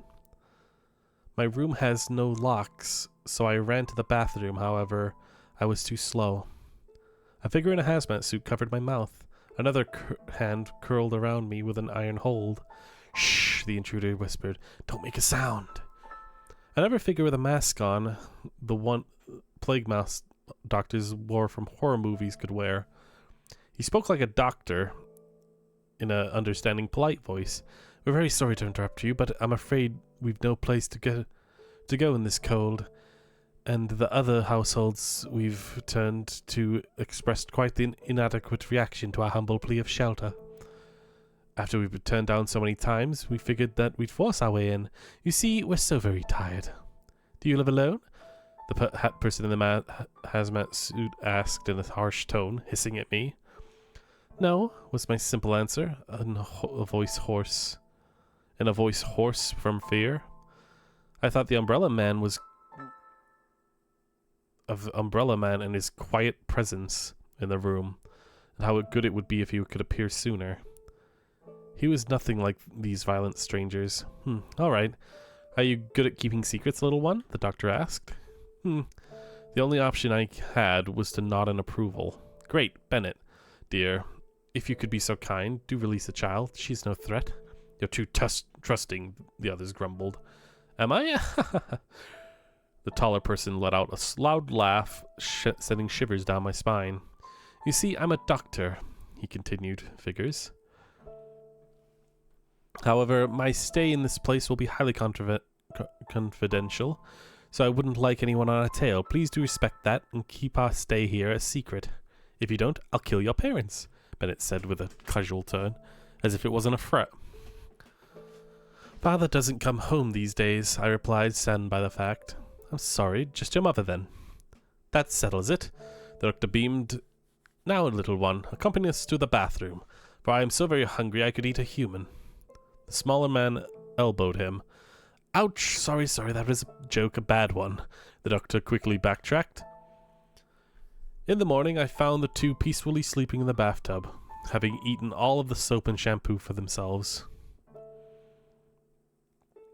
Okay, so what I was told in this story is that the group that we've been talking to up to this point essentially forced their way into a house, held a child against their will, stated that they were going to live there, and if the child ever complained, they'd kill their family. And that's that. Cool. Glad to know that these people are people that we should be caring about. The next day, they settled into the basement, and a week later, I was doing all kinds of errands for their research, collecting bugs, buying a year's supply of soap with the funds of my money jar, and helping carrying out bags of unknown contents on a daily basis. Of course, I made sure that my mom never ever went to the basement at night. Umbrella Man appeared weeks later, only to pat my forehead and reassure me that he'd keep an eye on them. Memory end. Wow, that was great. It was great to learn that literally every character that we've been greeting up to this point is effectively just a shitty, horrible person. Cool. I met Aiden. I was 9. It was during the Christmas when I hid under the sofa in order to catch Santa Claus with a rope and a bottle of chloroform. The one who came through the fireplace wasn't St. Nicholas, but a horned creature instead. "Come out, mischievous one, I can see you," he called unwillingly. Unwillingly, I had to comply, hiding the chloroform behind my back. "You're not Santa Claus," I declared, a bit disappointed. "I'm widely known by the name of Krampus," a beast answered, proud of itself. "So Santa won't come," I sighed, sulking even more. "Santa Claus brings gifts to good children only. I've come to punish those who've been misbehaving," the beast continued. "But I'm a good girl," I declared confidently. And I ask why you feel this way?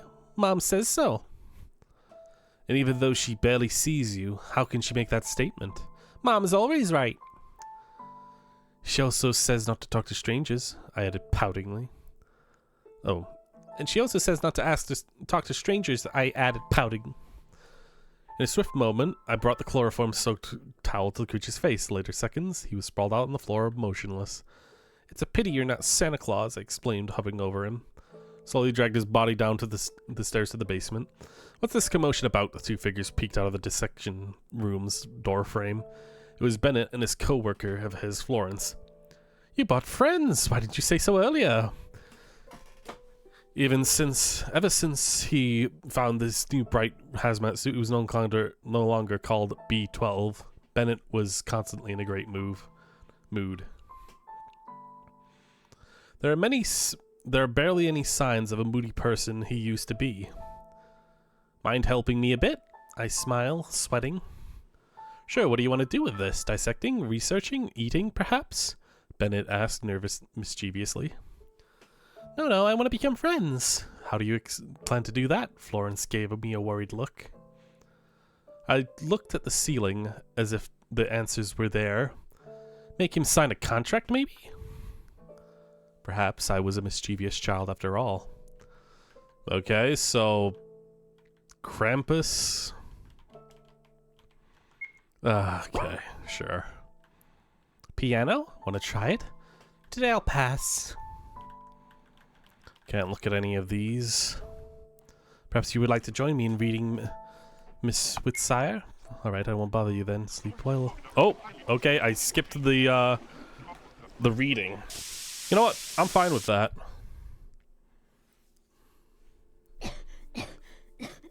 Are you alright? It's nothing, don't worry. I just need to wash my face, that's all. Today, too, we'll get up, go to school, go back to sleep. Okay.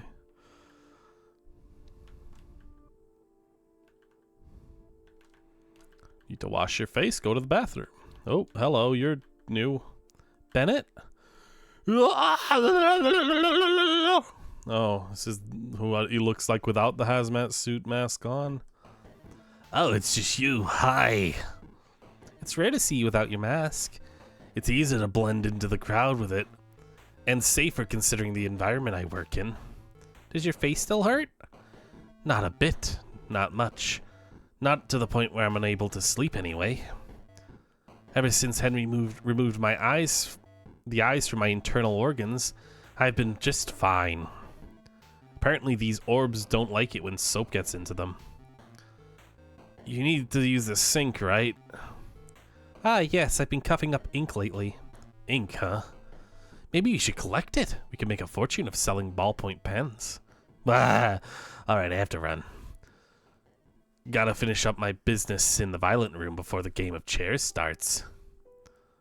Bennett, seemingly satisfied with his financial proposal, leaves the bathroom.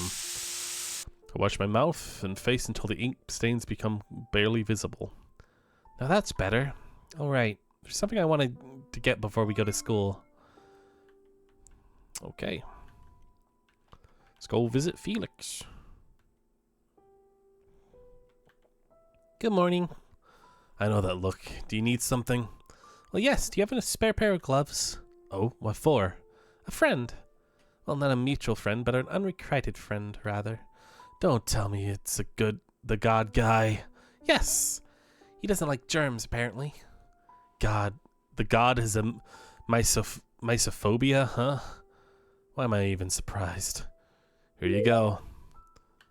Thank you. Yes, what a wonderfully helpful person I am. Now mind your business. See you later. Warp to school, find C, and give him gloves. Because, you know, all of this kind of makes sense to people. Don't worry, guys. It makes sense. Trust me. No, wait. I need to go fucking save because the game doesn't give you a save at school, of course. That would be ridiculous. Saving at school? Pfft. You know, where bad ends are clearly, like, showing up randomly in the game. Yeah, I don't trust the game for a second. Okay, I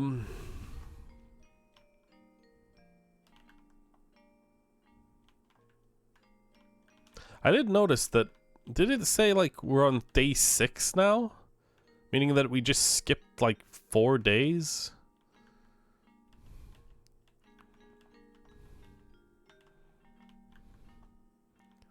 Are we not supposed to come in here and like sit down? No? Okay. God, no. I don't care for the pictures. The pictures can suck ass.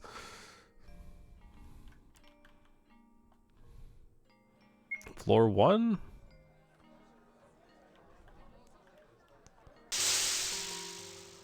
No, I don't care.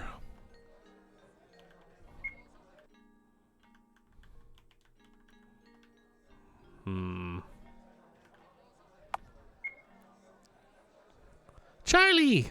Henri? Henri practically froze herself at me. A wild smile is plastered on her face. Hugs. You know, it's kind of concerning that her ability is blackmail. And she's very strong socially, so, who knows how good this will go. I mean, if she turns against us, we're practically fucked, I think. I've missed you. Hey, we need to go feed the mag cats before class. The stray ones? So the rumor's true? Yes, they're in the garden. Okay, can't see shot. What? I don't know what that means. Come on, let's go buy food. I don't know where to put my glasses. But hi. Hey. Although I forgot my wallet again. Oh, it's okay, I can buy it. Really? What a relief. Let's go, let's go. Alright, lead the way. Guess I have to find C later. Let's go find that emo boy again later. You know, not that I like him or anything. Bleh. Well, I barely have any money. It's okay, let's settle for the cheap stuff then. Acquire junky food. What am I supposed to do from here then? No, thank you.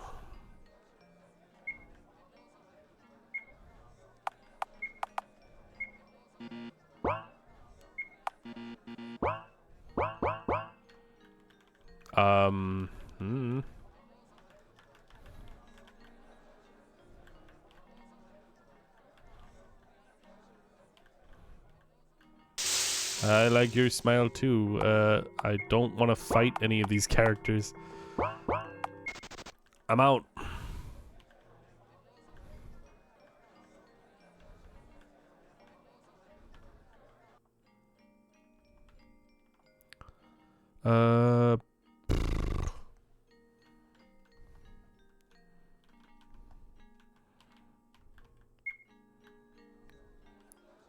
Do I go back to here? The game does not. Oh, the game does not give you a lot of direction, does it? Meow, meow. My cat nuzzles against my hand. No need for formalities. I am a mere human. I bring out new snacks we bought. Today's special flavor is failure and impending doom. My cat hastily eats it with eagerness. Good cats. Let's visit them next time too. Sure. Now then, let's go back and change for PE class, shall we? Sorry, there's something I have to do before lesson starts. But I'm here. What other business can you have? It won't take long, I promise. Is that so? Well then, go on. I won't wait for you. I love having friends who don't vaguely, like, mention the shit. I'm just gonna use a walkthrough, basically, here. Because it's quicker than searching around a school that I've already looked through multiple times. Oh, there he is. So he puts down a book he was reading when he sees me. Hi there. Hello. Busy? Sort of. I'm gathering information on this world. My memories are incredibly out of order, which is a great inconvenience. But all I could find were illustrated manuals for expressing weight loss in lists of ways to become a billionaire by clicking pop-up ads. There's There's also a collection of must-read classics that nobody will ever read.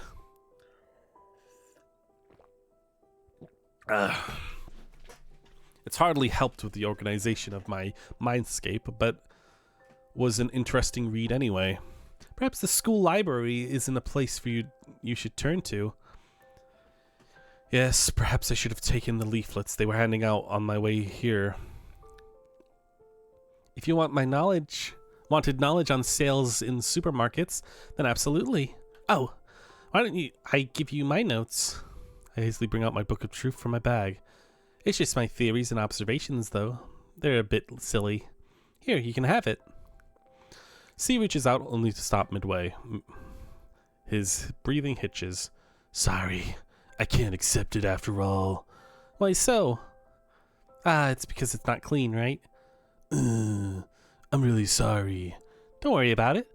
How about I tell you everything I know? That would be kind of you. Then it's a promise. There's something I could give you in return. You don't really have to, really. I want to. Here. Acquired a notebook from C. I read stories, you see. Perhaps you'll find it interesting. You can throw it away after you read it. Don't worry, I'll keep it. Oh, I almost forgot. I brought you these. Hand the gloves to C. You said you don't like touching things, did you? C looks dumbfounded at the moment. Are these for me? Do you see anyone else here? No, it's just... Thank you. You really didn't need to do so much for me. Don't say that. I'm happy to be of a help to you. Sorry, but I have to run. We have PA class today. See you, C. I find it weird that we kind of look like brother and sister and you're making it out like we're romantic here. It's weird. Maybe you shouldn't have drawn the characters looking so very similar in that regard then, if you didn't want me to bring up that point. Just saying. Head to elevator 2 and the changing room. My locker is the last one on the upper right. Something's off here, Seth. Uh-oh. Yeah. Yeah, I'm noticing the big old eyeball veiny thing. Muscles and whatnot. There's a locking sound in the distance. Uh-oh. We've been locked in, haven't we? It's really locked. It must be that teacher... The teacher that accidentally locked me in. Oh my god. Why is the way of running around also the fucking skip dialogue button? I don't fucking... Is there somebody... Ink starts flowing out of my mouth, suddenly flooding the room. In a moment, all went black. Okay, they just attacked me and I started bleeding. There. Again, I'm sorry for skipping dialogue like that, but I choose not to. I try not to, but it happens because I'm trying to move around as quickly as possible. You know, if there was 2 separate fucking buttons, maybe I'd fucking not skip dialogue, but no, there isn't. Wake up, sleepyhead. At least to my knowledge, there isn't. Frey? Finally awake, I see. Just look at the warped reality bubble. The universe is expanding. Am I dreaming? Not this time, you're perfectly awake. But you're here. Do you believe me? I'm as puzzled as you are. I see. They say going through the looking glass is a classic symbol of disassociating from reality. Does that apply to you too? I don't know. Oh well, maybe I'm just teasing you too much. Anyhow, it doesn't look like we'll be leaving anytime soon. I wish there was something I could to read. You're the type to read labels in food stores, huh? Might as well be. So what shall we do? Feeling adventurous yet? Well, it's better than sitting here. Let's look around.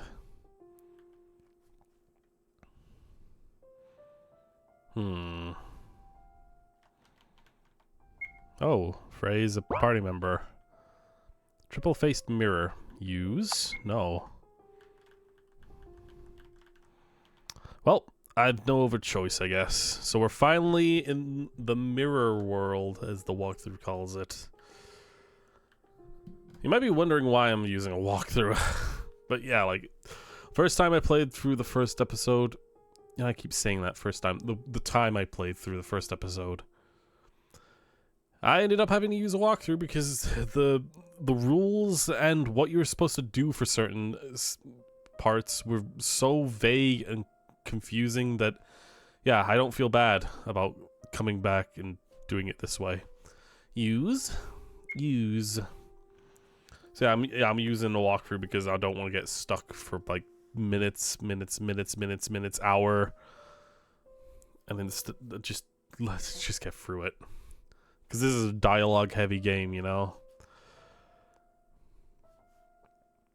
Okay. Turn around. There's a red switch up behind the mirror. Use it. Yes. Go through it now.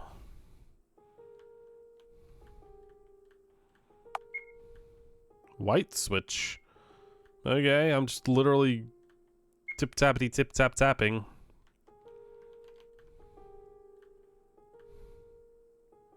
Oh, I wasn't given an option that time. Okay, I'm here now. Oh, which number? 1, 2, 3, 4, 5. Isn't this Catel's intelligence test? Seems fairly easy. I've passed this one before. I'll leave it to you. Which picture completes the row. So 1, 2, 3, 4, 5. 3 boxes, 4 birds, 2 triangles, 5 X's, 4 arrows, and a dot.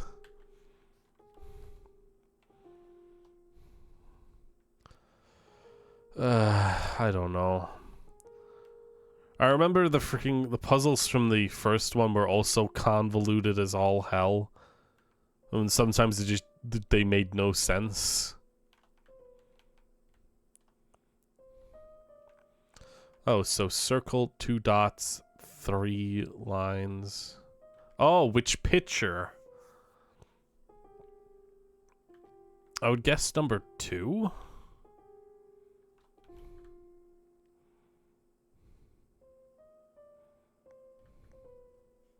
Can I press 2?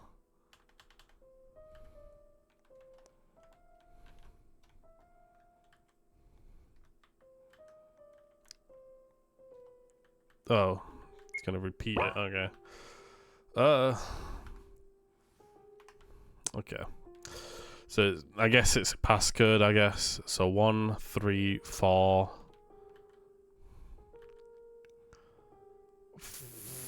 6 probably. It would be 6 in a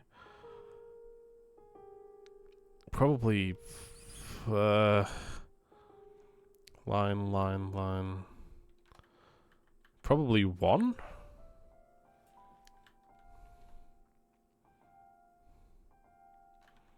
Because they're all 5. For some reason, it goes 1, 3, 4. So 2, 1, and then...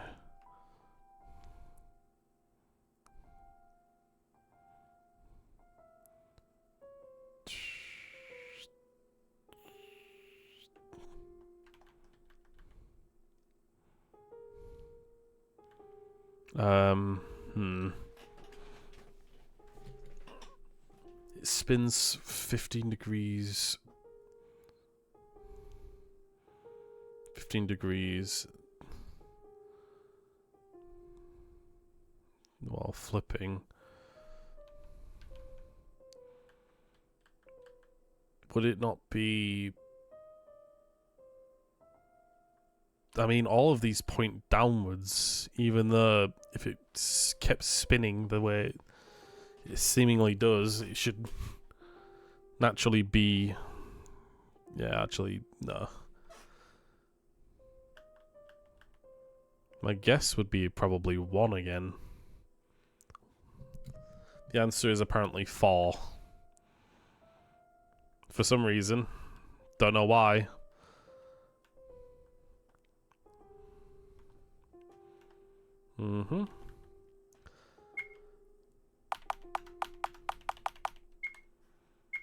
Mm-hmm.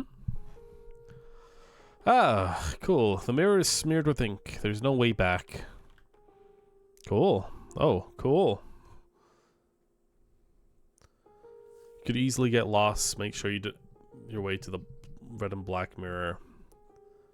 Keypad beneath it. Don't be fooled. The answer is obvious. There are hints everywhere.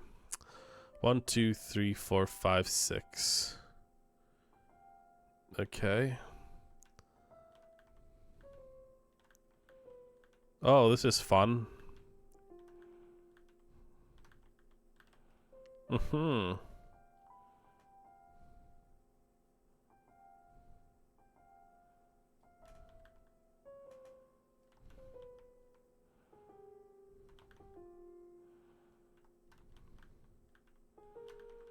Man. I feel like this is actively trying to make you feel insane.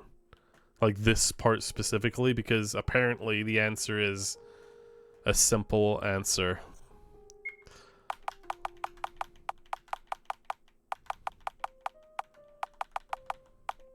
Apparently that's the answer. Wow. You'll be in a new area. Interact with each memory. View all 3 memories. Once you have... You can exit the room through the first mirror. Okay. See the past and you see the future. Okay. First memory. Feminine. Go into the mirror? Sure. Dear girl. I saw your eyes sparkle when you saw this dress you were making. Want to try it on? I don't think I'm cut out for dresses, Aiden. Oh, it's tinier, Charlotte? Why so? What did I see? What I see before me is a fair young lady. Why wouldn't a dress suit you? Look, it suits you. Look, it looks like it was made to be worn by you. Fucking Christ. Why having so many it's? It looks like it will fairly fit it. I don't fucking know. So wear it proudly. Okay, I'll try to. Also, you should let your hair grow. Wouldn't it look weird?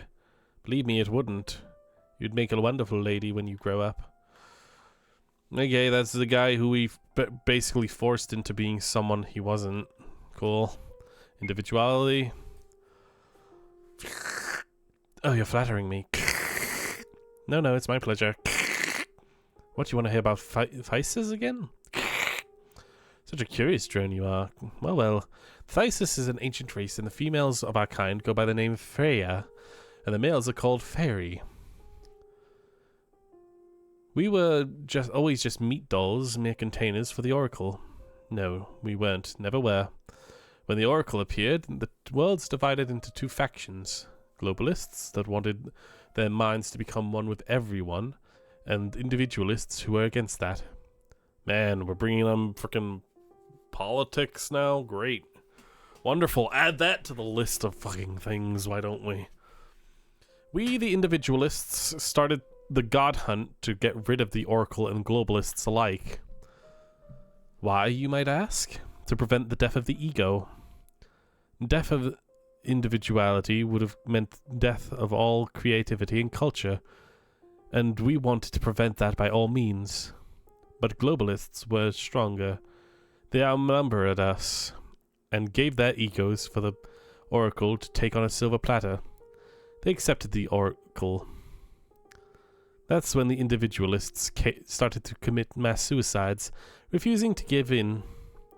Our downfall quickly began quickly, so we ran like cowards. Isolated ourselves from the world just to stay in ourselves to the very end. No wonder many went crazy. We became paranoid at every sound in the space we inhabited. So we built traps, mazes, puzzles, everything to hold back the intruders. I can't beg you to not to hold grudges against any of us. We're sick nation. And I feel like the end is soon, my loyal friend. Or perhaps it's already come. And all that's left were the recordings of our former glory, simulations of existence. Who knows, perhaps that a little intruder, Miss Intruder, will bring about our end. It's always something small that causes big things to happen. Remember, little drone, for living beings, the Oracle is no god, and no more a parasite of our minds. While it seemingly granted our wish to connect, it was that what destroyed us. The irony is that it probably wasn't even aware of what it was doing. So that boy you've modeled my appearance after, curious. Are they true, the things they said? Who knows? I barely possess any memories of my life before I woke up in your mind. That is why you can trust me, Miss Woodsire. I am not your enemy. I want to believe you, Fairy. But it seems like I don't know you at all. Man, that was a lot of information that it just completely went over my head, and I completely don't remember a single word. Decomposition. Sure, let's look at this. We're back? Thanks, science. Charlotte? Hey, wake up, don't play dumb. Blah, blah, blah, blah, blah. Is this what happened after episode 1? She's decomposing? No, this can't be happening. Wasn't the Oracle supposed to be dead? You know, Miss Whitsire. Yes? I had a thought there, which also might have been your thought, but that was besides the point. Maybe Mr. Honkia started distancing himself from you because he became afraid of you? Felix is not a coward. Is that so? Then perhaps afraid is a strong word. He's just not sure it's you anymore. You've turned into a lump of meat right before his eyes. Wouldn't anybody have suspicions? Perhaps you're right. We can't go back to those days anymore. Frey sighs. It's all because you took pity on me. And now you're doomed to face the consequences. That's all there is. Cool.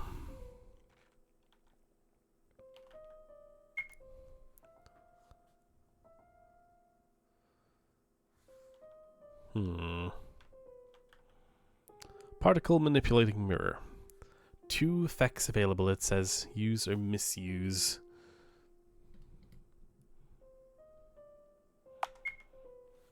Warping effect on. Found your glasses? Good for you. It's not gonna help you understand this game any more than I would. Gifting mirror. Use it properly, otherwise you'll lose your anxiety pills. Got candy from the gifting mirror. Cool. Eat the candy was given, and it will let me warp. Tastes like chicken soup. Okay. Why would that be the solution? I don't know. Again, it feels like nothing here makes sense at all. Questioning mirror. Eat the candy, warp to the next space, interact with the questioning mirror, use it, answer the question. Which period was earlier? Mesolithic, Paleolithic, Neolithic? Probably Paleolithic. Yeah. Now be in a space with a triangle mirror. Use it and you'll end up back in the tracing room. Wake up to somebody opening the door. Oh, so you were here. As I thought, it was weirder that you never appeared after your class. Where did you get the keys? Surprisingly, all the doors open for me. As expected from a god. Is something wrong? No? Why? You're crying. I must have startled you. Why is it, I wonder? Maybe I'm just a little tired. Here. The boy stretches his hand with a paper tissue in it. I felt red flowers bloom in my hands as I wiped my cheeks. The wounds are healing. Thank you, C, for coming to help. You're welcome. You should go ahead of me. There's something I need to take. Alright, take care. Thanks for teleporting away. Oh, and here we are.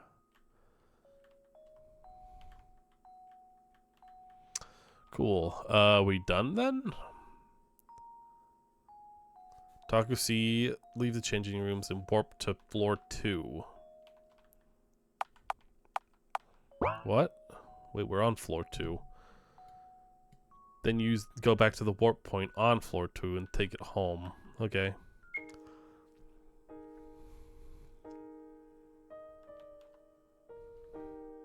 I have to go to Felix's lab.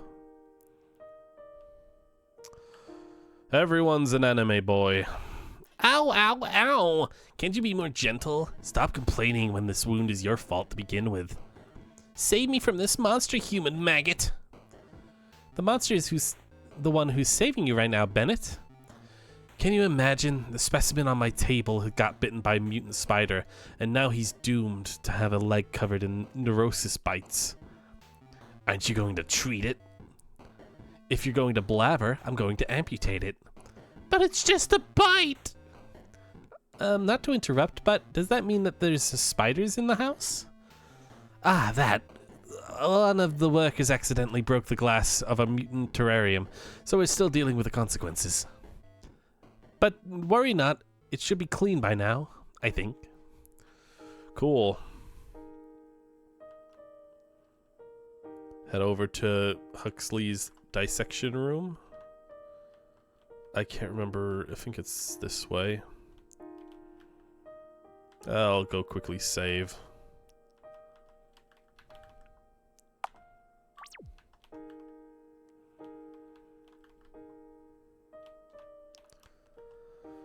Huxley cuts the body from the table in half. Oops, missed a membrane over there. Hello, little Charlotte. Would you mind helping me for a bit? Sure, Dr. Huxley, what is it? I need you to carry this to the morgue room. My dear crew members will aid you. 2 crew members turn up, Baldwin and Goodwin, told by their name badges. They greet me in unison. Man, like I said, everyone's an anime boy. All right. Inform me if the corpses start moving on your way. Yes, sir. Cool. I got 2 hazmat people.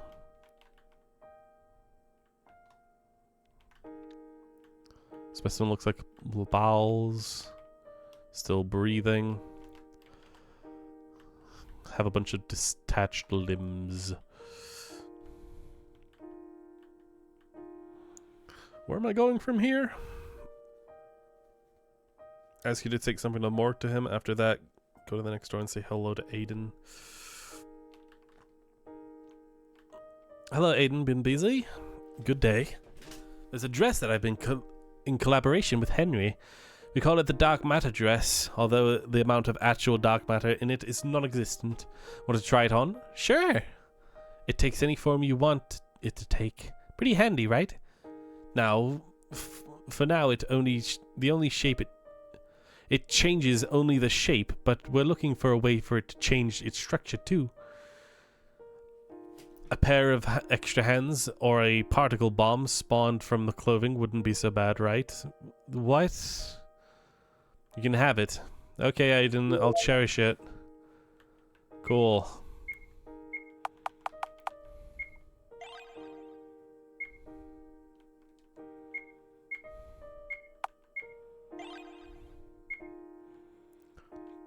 I have the ability to wear a black dress now. Cool. I don't know where the morgue is.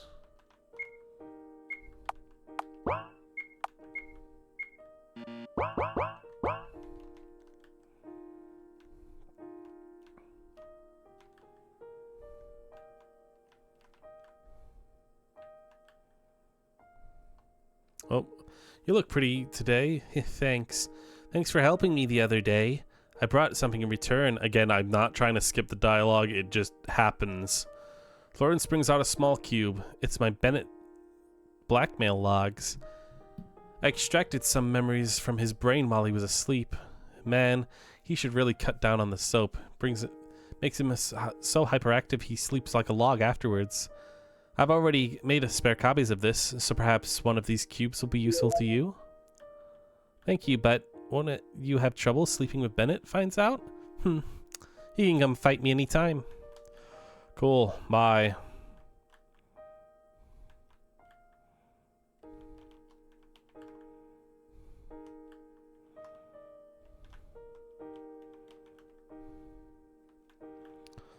Again, I don't know where the morgue is.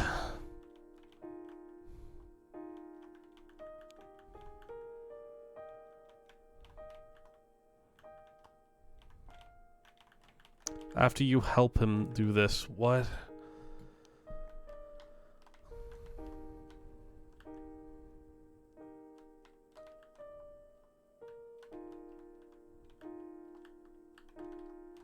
Can't leave.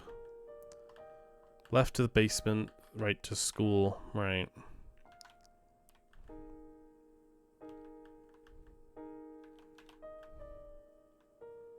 Can I go to sleep? I'm not sleepy yet. I don't know where the morgue is.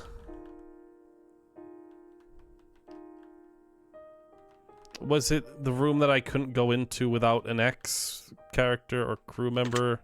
Right, okay. All done. Yay! Bye-bye, Charlotte Wishire. That's uncomfortably polite. Bye-bye, you two. The workers leave shortly after work returning to the work.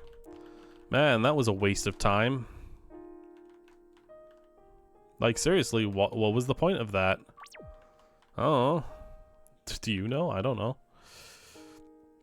Anyway, that's everything, I think. Oh, Umbrella Man. When I close my eyes, I somehow feel someone's presence beside my bed. It's a man, pitch black, three pieces suit, smiling ever so nicely. Father? No, it can't be. Father wouldn't visit me on his own accord. Right, Umbrella Man? Unfortunately, it's just as you said. As for this appearance, it's still my favorite to this day. I am more likely to have more influence over you if I look like this, after all. Oh, cool. Child grooming. Add that to the list of things that we have to deal with in this game. I mean, we already kind of got that with the characters from before, and the memory of them first appearing here. It was basically grooming a child into liking them and doing horrible things for them under the threat of death. You know, just add that to the mix. But let's pretend I didn't say that, shall we? Got it. What brings you here? I've seen you at collapse at school. Figured I'd pay a small visit. How are you feeling? I'm okay.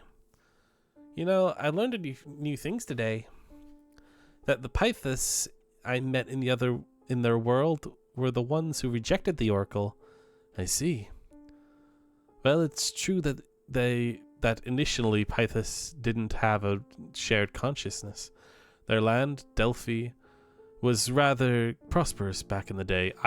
I'll be honest with you, this is completely not going over my head. I'm so not into this part of the story of, oh, this alien race of random people who, for some reason, are taking, like, exceedingly strong precedence over the plot. Let's talk about that race for a moment. I'd say that the society was one of the very few that successfully adapted the ideas of communism. Cool. When the Oracle appeared, many thought it would make the world a complete utopia. You see, even a young Oracle is powerful enough to grant wishes, as long as it finds beings to form a symbiosis with, of course. Most of the Pythra wish to be connected, to be understood by each other. However, most do not mean all. The war between globalists and individualists is only the beginning. However, not even the globalists fully believed that their wish could be granted. So it became twisted. The tragedy is that their minds didn't become intertwined at once. No, the process was incredibly slow, crippling, excruciating. Imagine thoughts and feelings of another person around you creeping into your head, buzzing in until you can't tell which thoughts initially belonged to you. Imagine your own mind exposed to others. Your very embarrassing thought, every fleeting feeling. Doesn't it feel humiliating? Man, it's really, really crazy. Look about this race that literally just does not exist anymore, I guess. Except maybe it does with the Oracle, only they're dying, so maybe it doesn't. I don't care. Constant headache, loss of privacy without loss of ego. The god we worshipped was the devil in disguise. Man, I bet this person had a really interesting think about this entire topic while they were taking a shit on the toilet, right? This is like the kind of thing that you think about when you're just stuck in one place and you've got like nothing else to do. Your phone is switched off, you've got nothing to distract yourself. Time to think about the most random thoughts that have nothing to do with anything else. Like, I know that I'm being like facetious and just kind of shitty, but like that's the way I see this kind of writing. It comes out of nowhere and it just feels like a random thought that the creator had, and they're like, I'm gonna add that to my game. That's when the second god hunt began, of which you had luck to catch a glimpse. But the process of becoming one indistinguishable mass with the Oracle went on until it consumed most of the population. However, they were still able to reduce the numbers to an astounding degree. They almost succeeded in destroying the Oracle, although it didn't mean to them any harm. It was just how the Oracle is, you see. It was the failed expectations that made people violent. First, they welcomed it into their hearts, expecting it to use and make their world a utopia. But as soon as it disappointed them, they got rid of it. Personally, I find it extremely selfish. That was a lot of words for something that just doesn't fucking even remotely make any kind of permanent stay in my head. I see. It's sad that it ended like this. It always does end that way, especially among races that have the concept of free will, just like you do.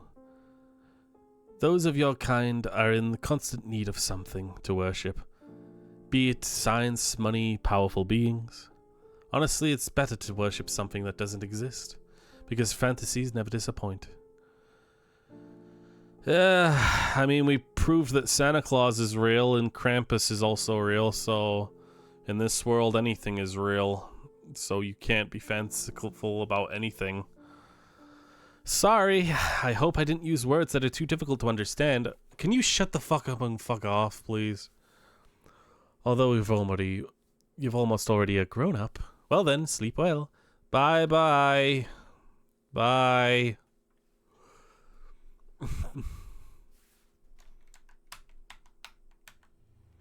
We're playing the piano with 4 hands. Good, wonderful, you're getting better. Say, Frey. I was thinking about the story you told me the other day. Why did the paper princess let herself become soaked in ink? Isn't it toxic? Why, yes, ink is poisonous. Then why?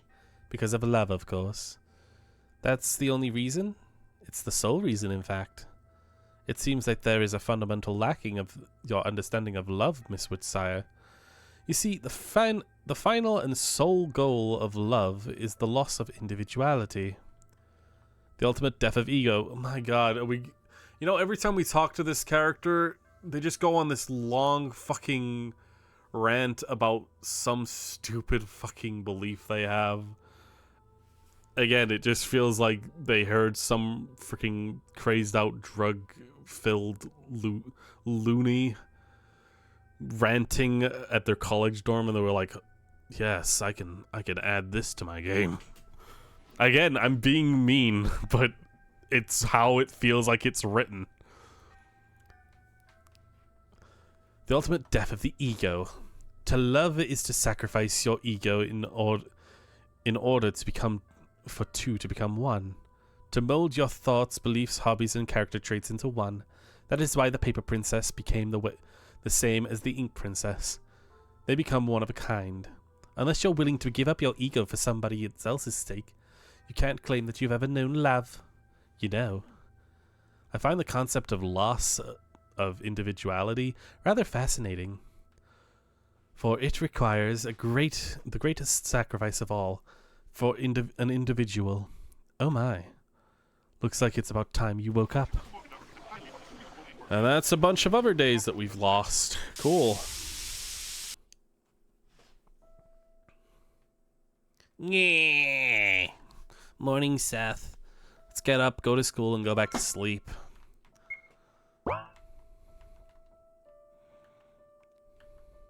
It's warp, it's faster that way. Cool. Let's go straight to it, I guess.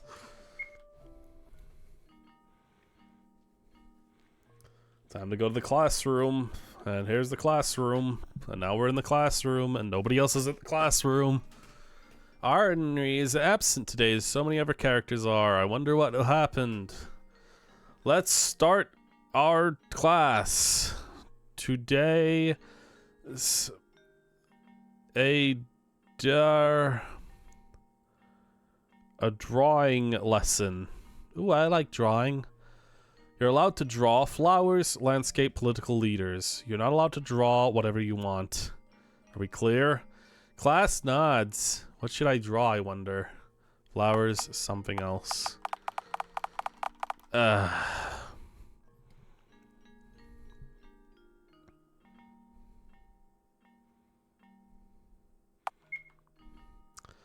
draw poppies. Class passes.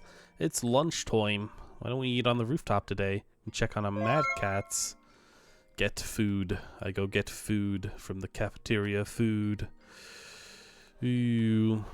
Junk food. Pass on the junk food today. Apples are quite cheap.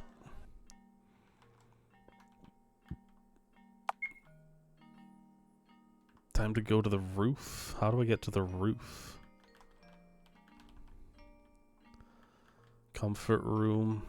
Rooftop. Oh, great. More C dialogue.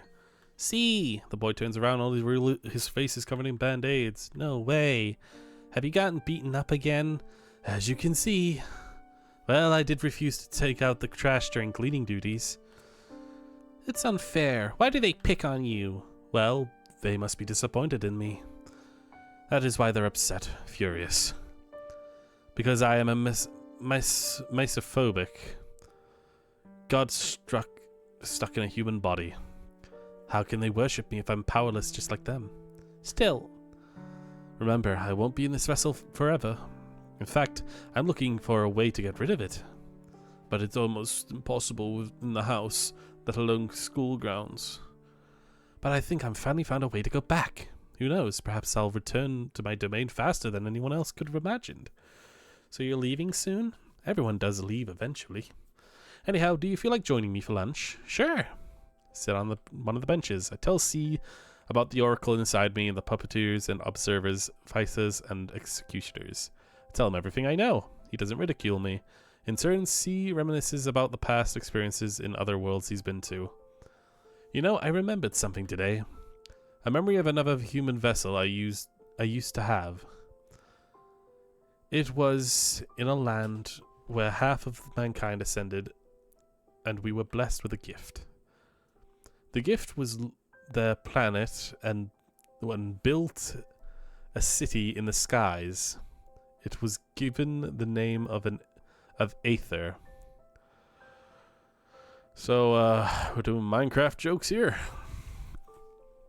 Got the Aether mod pack. Build a glowstone portal. It was made pure white, and those who lived there had all had white hair. My gift was to cause cell apoptosis, so everything I touched would wither the very next moment. That's how my mother died. Right after giving birth, she cradled me in her arms, and it was a fatal mistake. Those with gifts as dangerous as that were kept in isolation from civilians, myself included. So the only thing I ever interacted with was Virtual Parent and a few other devices. I was afraid to touch living beings. C closes his eyes as if trying to remember something else.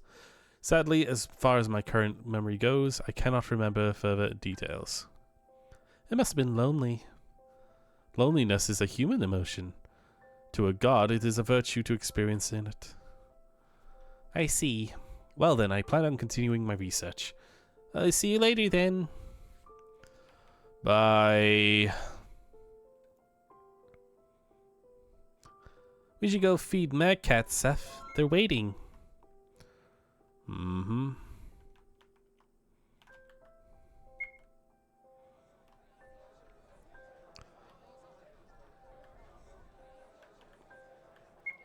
Go to the garden. Uh-oh, something bad is gonna happen, isn't it?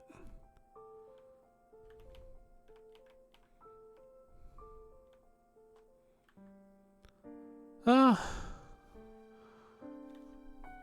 They're all dead?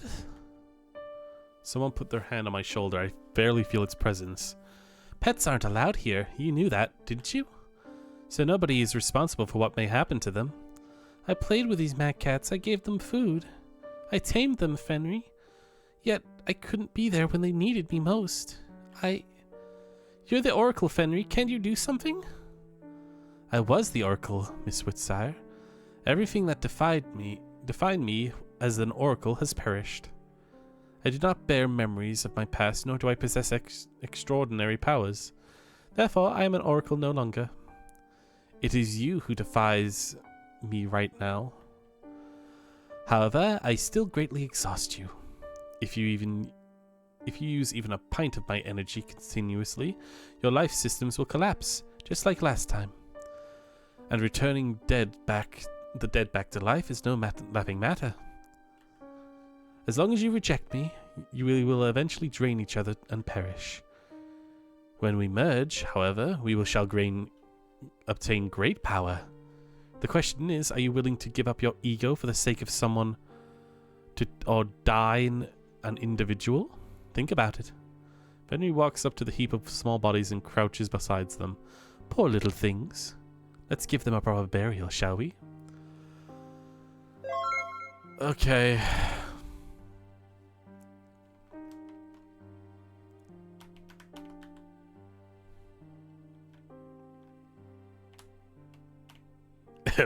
Before we start our lesson, there is an announcement we'd like to make. As you all know, pets are not allowed on school territory. Yet it seems like some of you have been feeding them against the rules. Just to make it clear, the cats in the garden died because of food poisoning. You see, junk food is incredibly toxic to animals, especially ones containing exoil, which is most commonly used in snack preparation by Charlie's Junk Foods. Whether you did this as a prank or not, it is incredibly cruel to kill an animal like that. So whoever did it, make sure you dispose of the corpses in the garden. The guards aren't your janitors, so I want to make sure you take responsibility for yourselves. No way. It can't be, it can't be, it can't be. They're deaths. It was my fault? No. It's because they were hungry. And it's because Ari told me to. It's all because Seth decided to feed them. It's because I was made to do this. Miss Witchsire, are you okay? I knew it. Witchsire killed those cats. Cat killer, cat killer, cat killer. No, it's not like that. Cat killer, cat killer, cat killer. I just wanted to help. Cat killer, cat killer, cat killer. I'm sorry. Charlotte Witchsire is a murderer. Ink kept flowing out, making me unable to catch my breath. I choke on my own words. It's all my fault. I wake up in tears and snot. C's face hovers above me. How are you feeling?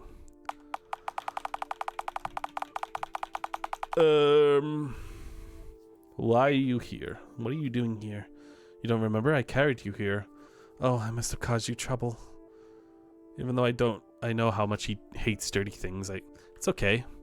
As I thought, you became a target because of me. But don't worry. I found a way out. Let's go.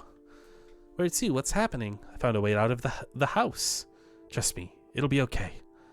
There'll be no gods, no classmates, no routine in the outside world. No one will raise a hand against you either. But what if I don't like it out there? We'll go back, right? Right, we will. Well then, I'm afraid we can't waste any more time. Let's go. The elevator goes to minus floor 1 if it activated on this floor. What's happening? I couldn't tell you, honestly. That's the floor we need to get to. All of the doors open for me, so getting further won't be a problem. If I had to assume anything at this point, Charlotte is effectively schizophrenic or something, and they're incapable of interpreting reality properly. Like, it's not just that they're seeing things that aren't there, they're just seeing everything incorrectly or mistakenly, thinking of it differently. As such, reality kind of hit in a moment there. That she accidentally killed real-life cats. And vaguely, the entire class picked on her because of it in a weird way. I don't know. And because, like, it got too much, they started morphing and changing and shit. I don't know. Like, I'm trying to make sense of it. But, like I said, if she's a schizophrenic, making sense of it is near impossible. All the doors open for me, so getting further won't be a problem. Be careful not to alarm the guards. The moment they find us, it's over. Cool. Go to the elevator and select question marks. I haven't saved, but, you know, this place looks deserted. Are you sure it's okay to wander around here? Don't worry about it. Let's look if we can find shelter here.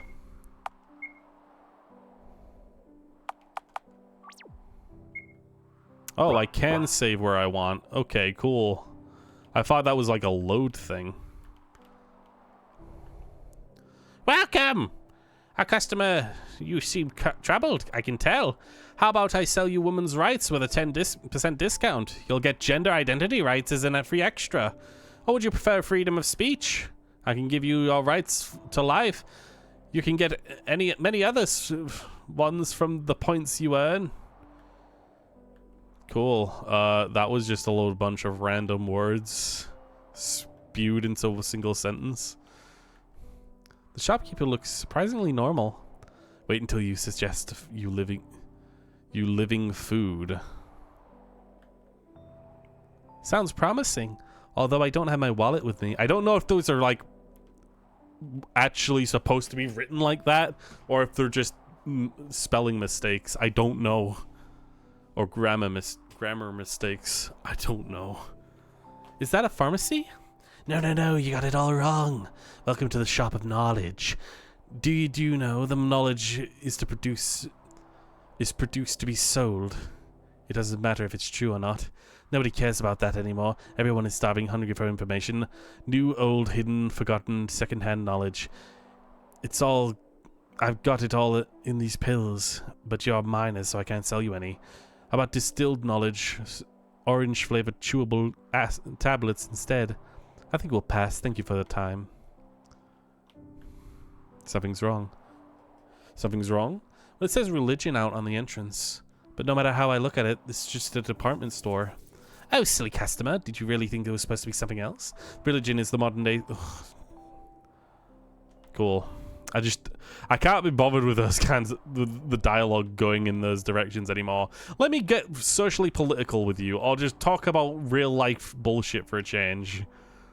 Welcome. Have everything you need. Let's see. Anti-procrastination socks. Oh my god. Don't have any money? Then why'd you enter the shop, dumb teenagers? Don't get paid for wasting time. Get lost. Again, it just feels like the creator just has brain farts, and they just decide, let's put that part as part of my game. What lies ahead in this maze? Suddenly I feel weak in the knees. Next moment, I lose my balance in a coughing fit. See Crutches next to me. Are you okay? No, I just remembered something. The maze reminded me of it. I see, it must have been a painful memory. Can you stand? Sure, don't mind me. Art gacha. One-time use.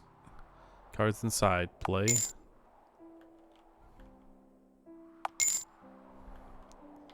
Cool. We're playing gacha games now.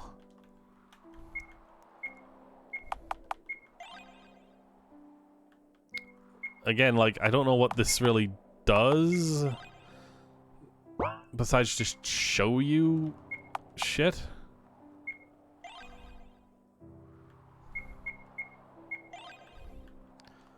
Like, I get that this is probably just the artist being like, I want to show off the artwork I've made for this game. Oh, I can't redo it if I say no. Gaming, I already did that. Don't hinder. Man, it really wants me to see the gaming one.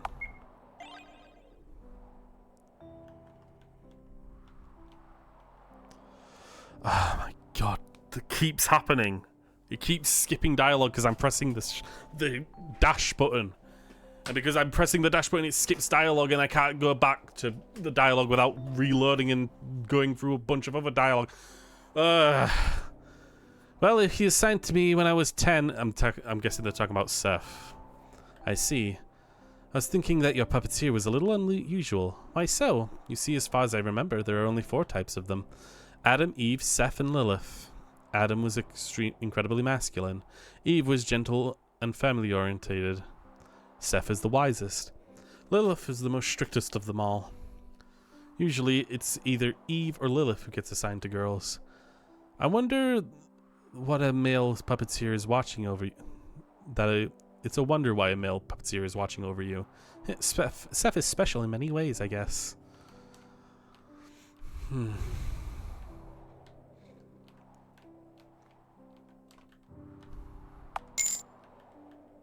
Don't hinder. Self-insert.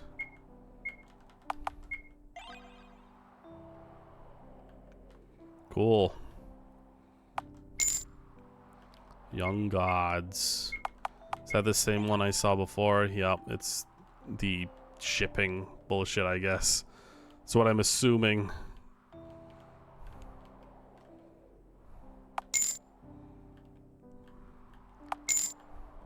Man, it really wants to see the gaming one.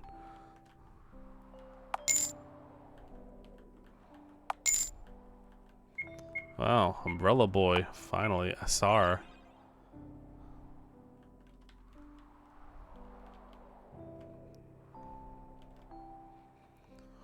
Cool.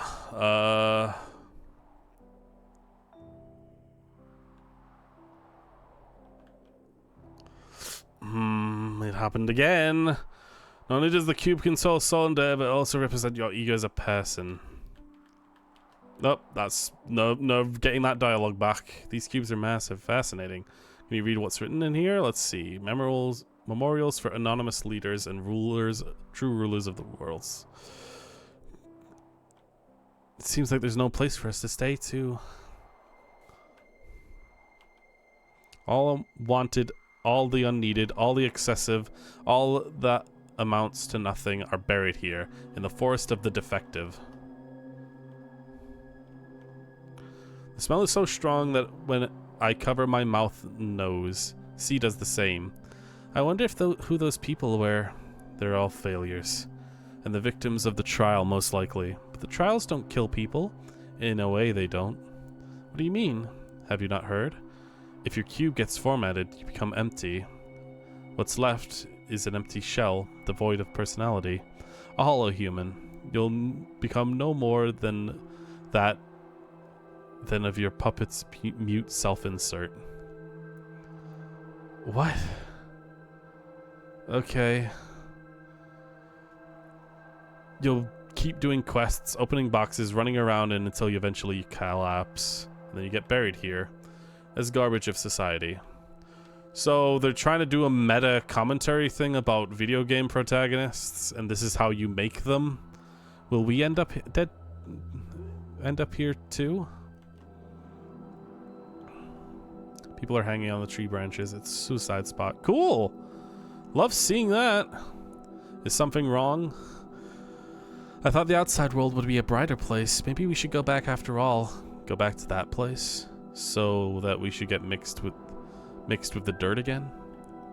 If we stay together, we'll be okay. If we hide in the fog, we'll be okay. We'll be okay, see? So let's go back. C let out a bitter laugh, and then looks at me. The world that reflected in your eyes must be a wonderful place. It must be a very kind world full of color. But it's not the world I see. To me, it's bleak, disgusting place. Even the air here is unpleasant. Believe me, this contaminated land isn't a place we belong to. But where can we go? Isn't it obvious? C points to the sky. I don't understand. I found a way to go back to my initial form. Brings out something. A pack of pills. I took these from the infirmary. The amount we'll have to ingest is rather big, but I'm sure that there's enough for two. I mean, I already kind of assumed this guy was planning on commuting himself to a train heading towards... The sky is too much of a high place for him. He'd probably be going down under. Eh? Still don't get it? I'm sorry, but it must be a bad choice of words. How do I say this? C stumbles on his words. They come out a bit shakily, but his smile is still present. I want to take you with me to my heavenly domain. We will get rid of our heavy bodies and rise above all earth dwellers. We will be the ones to purify this world. Will you accept, Charlotte Woodshire? I want it to be your decision, not someone else's. I don't want to hurt C, but going with him means I leave everyone behind. I'll leave it to you, Seth. If it's you, you'll surely know what to do. Eesh. It's the first time we've actually gotten loud music, I guess.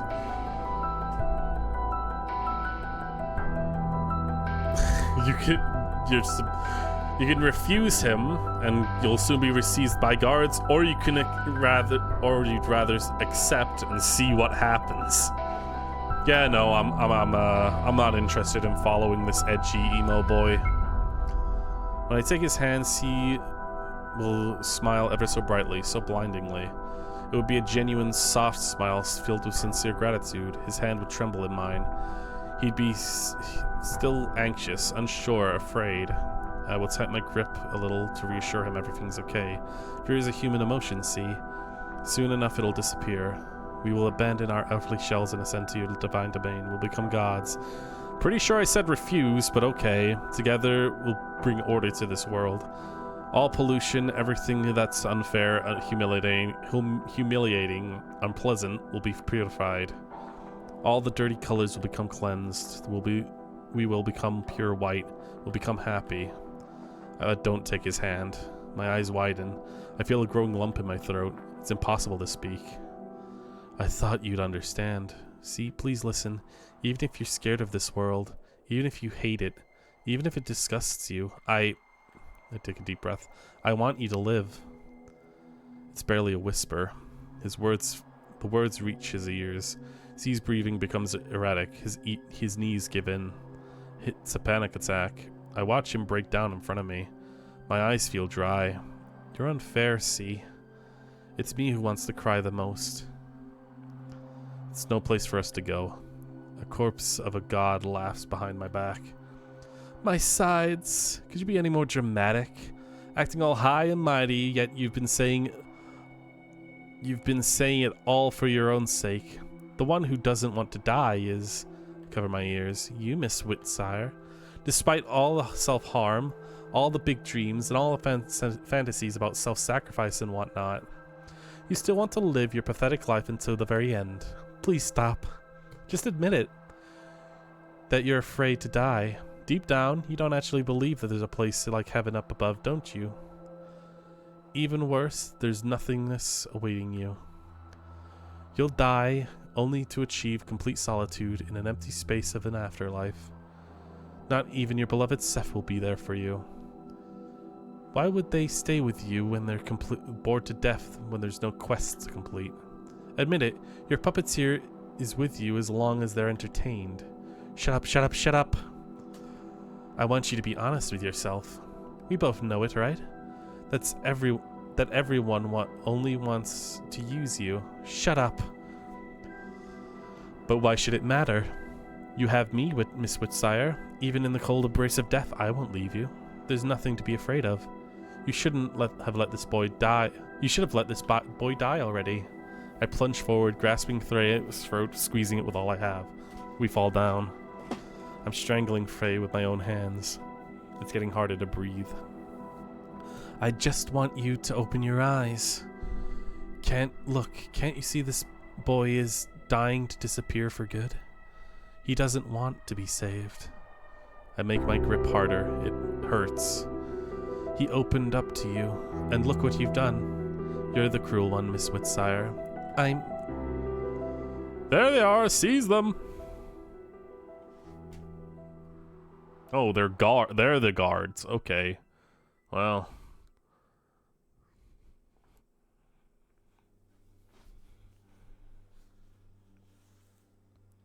So, would you be so kind as to explain yourselves?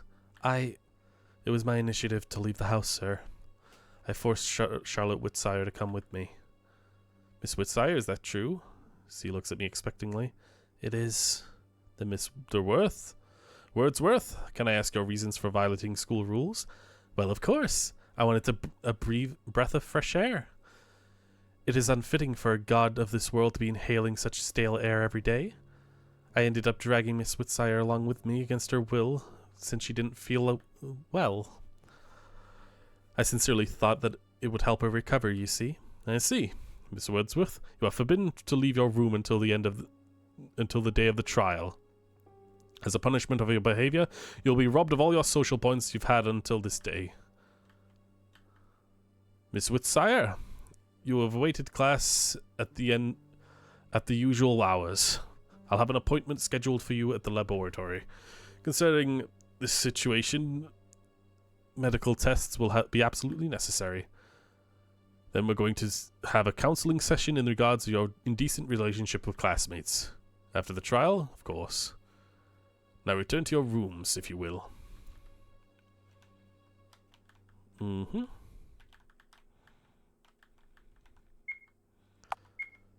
Cool.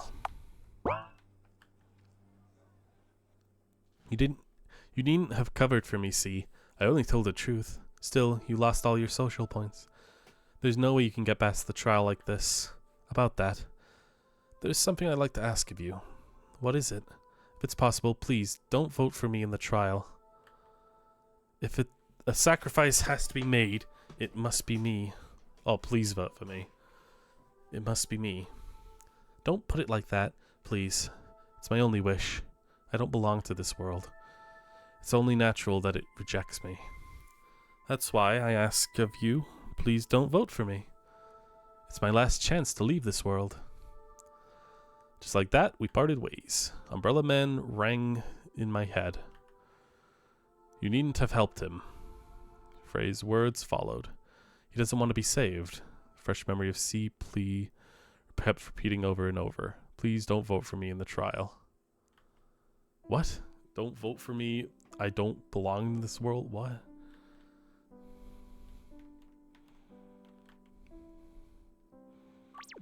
Cool. I think we need to go get some rest.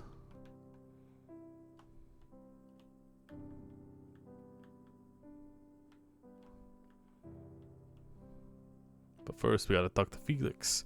Felix is feeding his Venus flytrap with his forceps. A box full of dehydrated bloodworms is standing on the table. His usual frowning expression is absent. Come on, seal your mouth. Here comes the food. After a moment, he notices my presence in the room. Can't sleep? I sit beside Felix. The flytrap, now closed, seems to be enjoying its meal. I can make you peppermint tea if you want me to. No need to. It's okay. Say, do you still remember the time when we went to the Oracle's world? Felix doesn't look in my direction. Like there's no way I'd forget, right? And that thing that happened at the end, what did it look like to you? Felix hesitates for a moment. It looked like you were melting into biomass right in front of me. What did it look like to you then? It looked like holding hands with a beautiful girl. Messed up, right? My whole head is messed up. Do you still stay true to the routine like I advised you? I do. Get up, go to school, go back to sleep again. I believe that as long as I maintained those simple rules, my mind wouldn't crumble without the pills. Then perhaps you should go back to taking the... No! I can't do that. Just do that. If you disappear, if everyone disappears, I'm sorry, forget it. The trial is coming soon, too. So, yeah, the pills are what would essentially bring her back to reality, and she doesn't like that. She wants to live in this fake world, basically. The trial is coming soon, too. What if you get chosen? I won't. I've made some friends, and I've done some socializing, too, so there's that. Is that so? I'm sorry I can't be of help. It's okay. You've already done more for me than you should have. Besides, I'm already a proper grown up. I should be able to handle my problems myself. Right, you've outgrown your toys. But honestly, that naivete, Jesus, of yours is unbelievable. Suddenly the atmosphere of the room changes. Umbrella Man, we didn't agree that you wouldn't... Didn't we agree that you wouldn't touch the house tenants? Oops, I forgot. My bad. Aren't you afraid I'll hurt him? I'll hurt them? Umbrella Man brings out a scalpel from Felix's lab coat and brings it to his throat. Feels like remembering old times. Wait, stop it. Your reaction would be undoubtedly amusing. It's not in my interest to have you completely and utterly mind broken. Okay, cool. Umbrella Man doesn't put the scalpel away and still playing with it in his hands. Why did you come, Umbrella Man? No specific reason. How's your new friend doing? Not so well. I've hurt him. I see. Umbrella Man laughs and in Felix's voice, and it sends shivers down my spine. Anyhow, I came to give you friendly advice. Give you some friendly advice. I want you to choose wisely during the trial. If you do, who knows? Perhaps you can save a life. That's all I can say. Bye-bye. Next moment, Umbrella Man is gone. Looks like you've seen a ghost. It's nothing. I really should go to sleep. Thanks for talking to me. Good night, Felix. Good night, Charlotte. Sure thing. Let's get away from all the groomers because we need to go to sleep. I'm scared to see Frey right now. Go to the kitchen. Okay.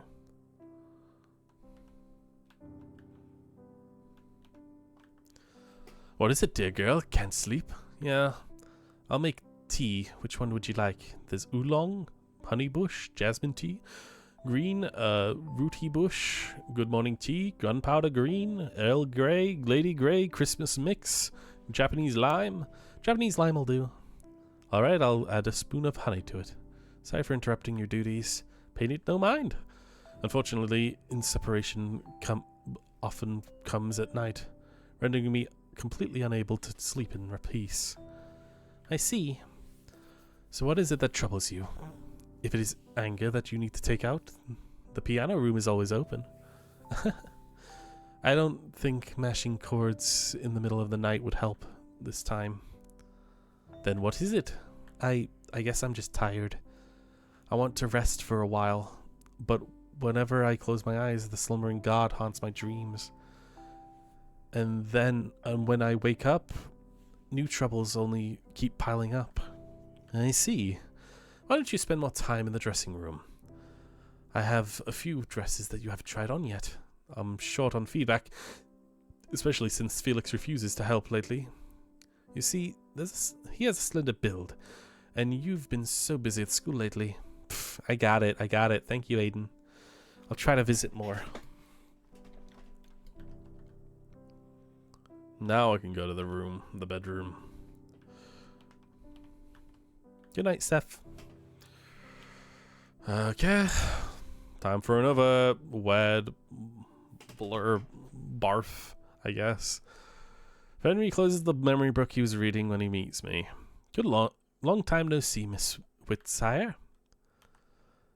Look, don't make such a fat sour face. I want to make it up with you. I've been doing some cleaning lately. If I can't be of help in the real world, I figured I'd help clear your mind at the very least. Look, has it become less foggy? I suppose. Fairy beams with excitement. Right. But why would you do that? I never asked for this. You see, I read in your memory journals that you were lamenting the fact that your mind had become foggy over the years. And I figured that it's in my power to aid you.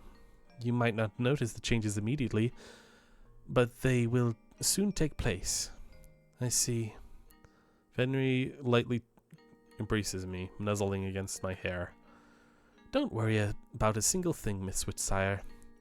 You will soon see that this world is not worth staying in. Sweet dreams, princess. Day 31.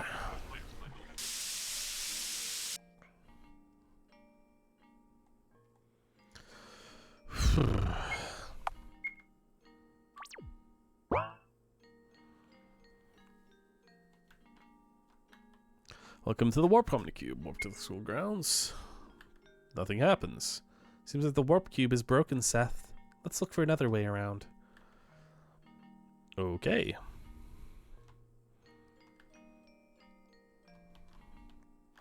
Don't know what that said because, again, I'm running around. But whatever. We're closed for maintenance. Thank you for using our services. Don't come again. We'll try to use the Warp Cube again, Seth. It's organic, so maybe it changed its mind? Cool.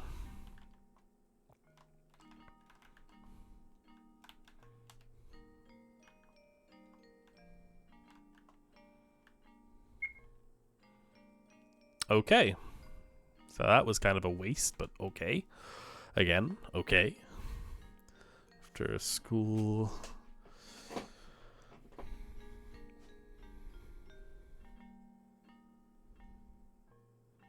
Head straight to class.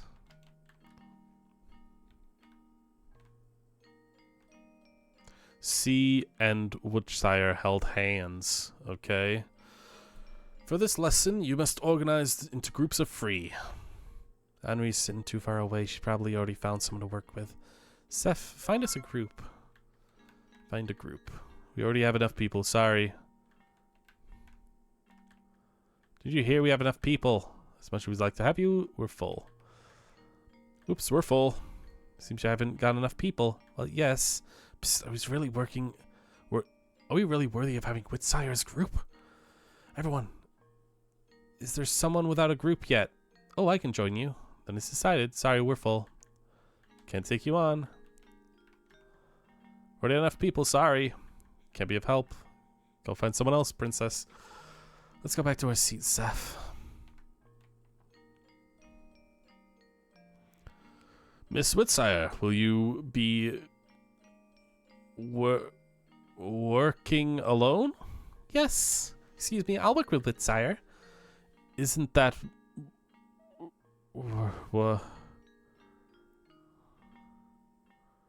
wonderful?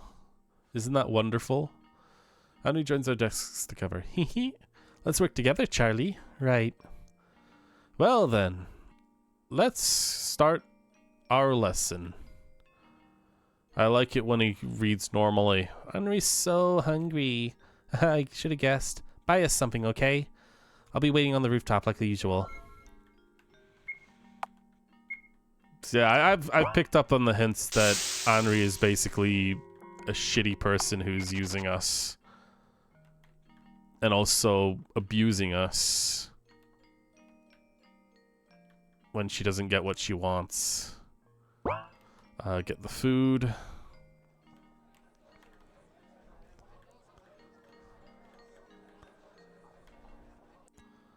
Said skipping food, I think, or something. I don't know. Oh my god. RPG Maker. Fuck. Oh, this is not so happy and friendly. How many chooses on bread I bought her? You know, Charlie, there are rumors going on about you and Vincent going around in the school. Vincent? What kind of relationship do you have with him? Relationship sounds way too heavy, Henry. I'm not sure he wants to talk to me after what happened. After what happened? It can't be. It's just as I thought. He was after your body. Eh? What did you two do exactly? Nothing much, aside from the ascending to the heavens thing. Oh my god, what? That bastard. So you didn't do anything bad, Henry. There's no reason to... Shut up. You might be a little dense in the head, but let me tell you. Boys who act all mysterious only want to use you. You may hide it however you want, but I know that you're quite well endowed. Wasn't it a I covered Henri with his mouth with my hands. Stop it. Henri breaks free of my grip with ease. You look like a tomato. Jeez. By the way, why don't we go feed the strays today? Henri, you know, the mad cats we fed. Yeah, what about them? They're dead. Oh. And it was all my fault. I thought it was me who brought them bad food and what are you talking about? It was Seth who didn't do anything to stop us. Moreover, they ate it themselves. I could have done something. Seth would have listened if I simply told him that they... My hand started shaking again. I feel like the bilious ink rise... Bilious? Ink rise from my throat. Henry puts a hand on mine. Listen, repeat after me. It's not my fault. I hesitate. She grips my hand harder, her pretty nails digging into my skin. Do it. It's not my fault. It's not my fault. It's not my fault. It's not my fault. See, it's not that hard. Right. You still look down. Is there something else that worries you? Well, the trial is soon. I'm worried that the choice I'll make will be the wrong one. Why so? You'll vote for Henri, right? Henri won't get angry for you for that, silly. That's what friends do after all. Or am I wrong? Again, I don't even know what voting implies.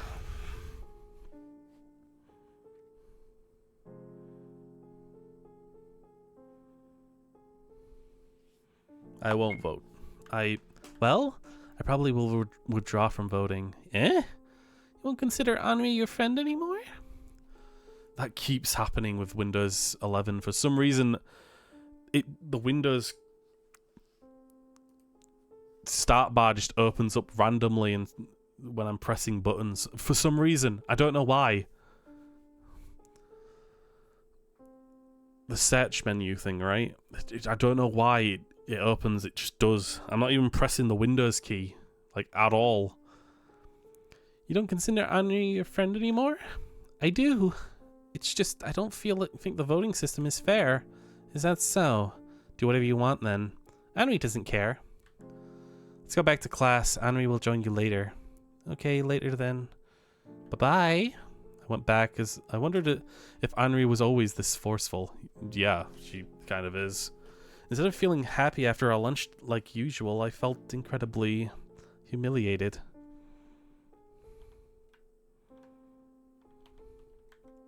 There's something on my desk. There's something I want to tell you. Come to the rooftops after classes. I wonder what happened. Class passes quickly. Check the rooftops.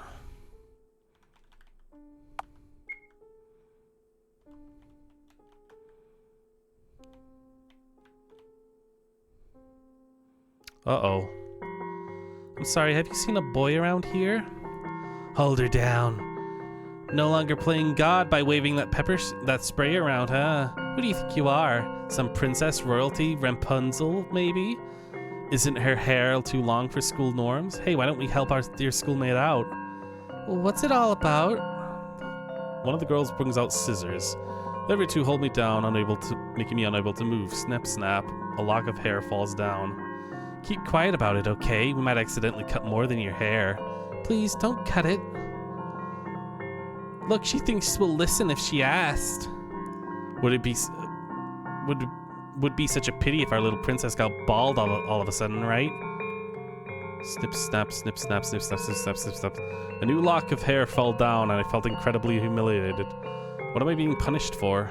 Why does it feel so humiliating? Was everyone always like this? A familiar figure appears before me. Shouldn't you call for help, Miss Whitsire? I don't want to trouble anyone. Who was the one to teach you that? Was it your mother? Be a good girl. Good always wins in the end. Even if you're kind to others, others will be kind to you. Violence is bad. All your life, you've been manipulated by others. All because you care too much about opinions. Because you want to be loved by everyone. Snip, snap, snip, snap. And things don't go your way, you find excuses. Snip, snap, snip, snap. Do you have any pride? There are things that are worse than getting beaten up. Going through such humiliation when all you have to do is take my hand and everything that's unfair will perish. It doesn't matter if it's just me who gets hurt, Faye. No? We'll both know that's a cheap lie. In fact, you want somebody to save you, very much so, but dare not to ask of it, because you deem yourself unworthy. No response, huh? So where are your so-called friends when you need them most? Friends can't always be there for me. Is that so? Just so you know, even if your friends abandon you, even if your mother abandons you, even though the whole world abandons you, I'll always be by your side. Please keep that in mind.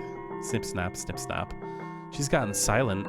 Oh, our princess seems to have learned manners. Hey, is she even alive?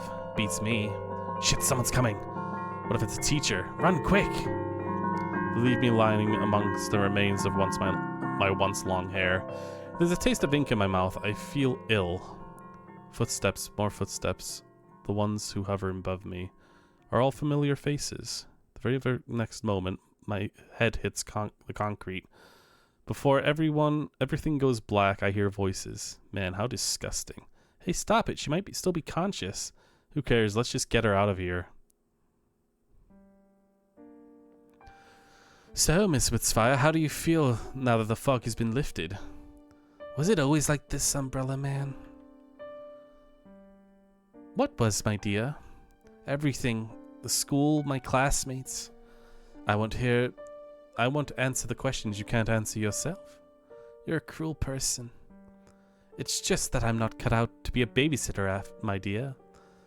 But honestly, you should reevaluate your relationships choices. Have you ever considered that your wonderful lady friend is not as good as you imagined her to be? Anri's not a bad person. I already kind of assumed this. And she would never manipulate people for her own selfish reasons. Nor would she write insults on the class blackboard, right? But oh well. You'll never listen if it's not Ilsia pushing you into a wall. Oops, wrong timeline. Forget I've said that. Say, Umbrella Man, where do people go after they die? The woman closed her eyes as if contemplating something.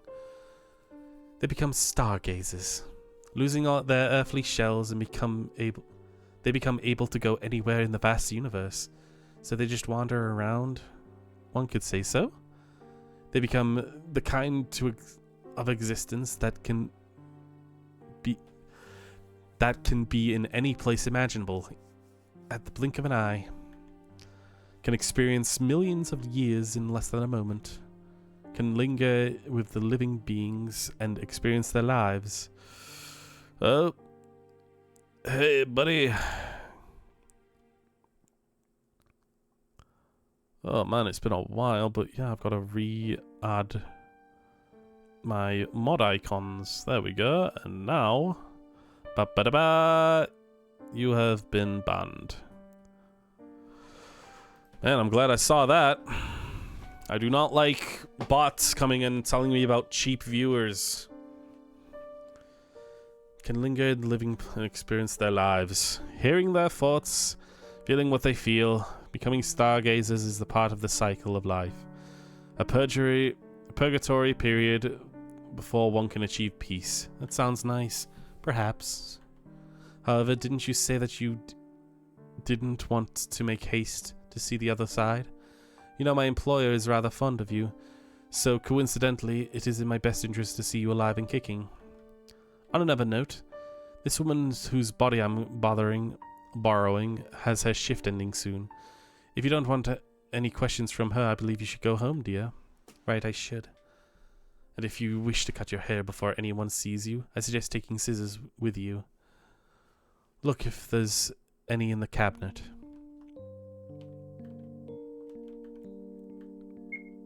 I guess I'm taking them.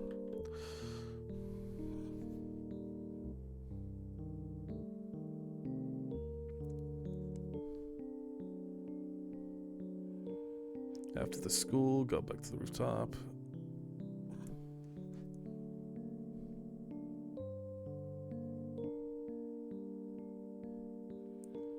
Head straight home to the bathroom. Cut your hair in the sink. Go visit Huxley.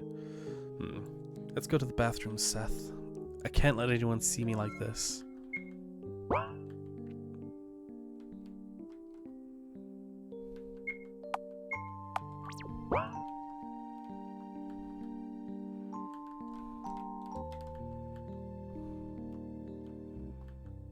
I lift up the scissors. My hands are shaking. The scissors are sharp. Just one careless slip and it's all over. Flowers will bloom for my skin and I will no longer... Someone takes my wrist. It's Aiden. Good evening, dear girl. Since when have you been doing haircuts all by yourself? Aiden takes the scissors away from me in one quick moment. Allow me to help. Do you have any image you'd want your new hairstyle to be like? I don't know. It's alright. We'll do something about it. Snip, snip, snip, snap. You know this sound all too well. But somehow right now it's comforting. And done. Look in the mirror. The stranger is reflected in it. It's a corpse I've burned in the incinerator. It's beautiful, Aiden. Thank you. I'm glad I could be of help. I'll be taking the scissors, okay? Okay. Aiden pets my head before leaving. If you ever need to talk about your troubles, I'm always here for you, alright? Alright. Next moment, he's gone. Hey, Seth, how about we visit Dr. Huxley too? Sure thing.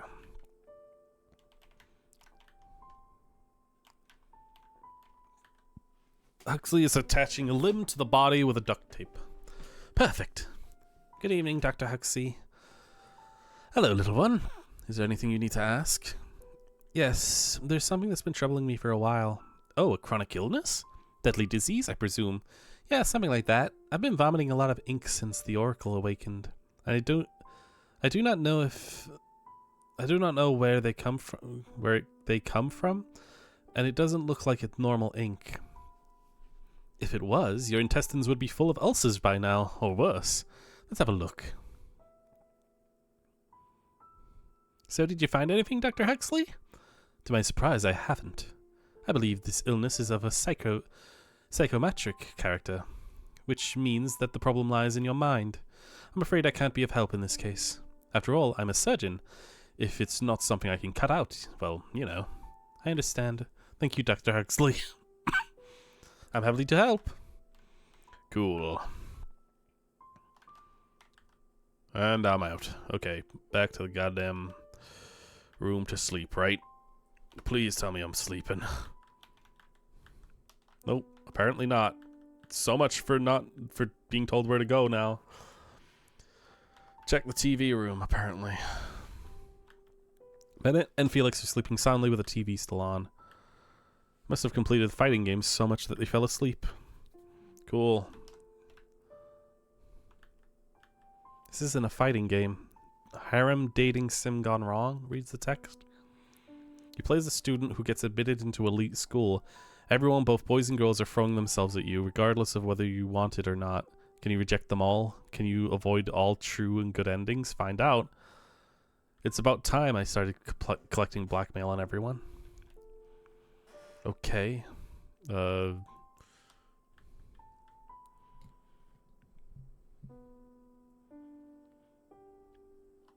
Cool. That was apparently mandatory. The trial is coming, Seth. Let's try to catch at least a glimpse of sleep. Mad Cat jumps on my bed. Meow. I know, it'll be fine. Don't worry. This doesn't look fine to me, but sure. I'm seeing a lot of intestines and shit, but sure. I hear the sounds of pages flipping.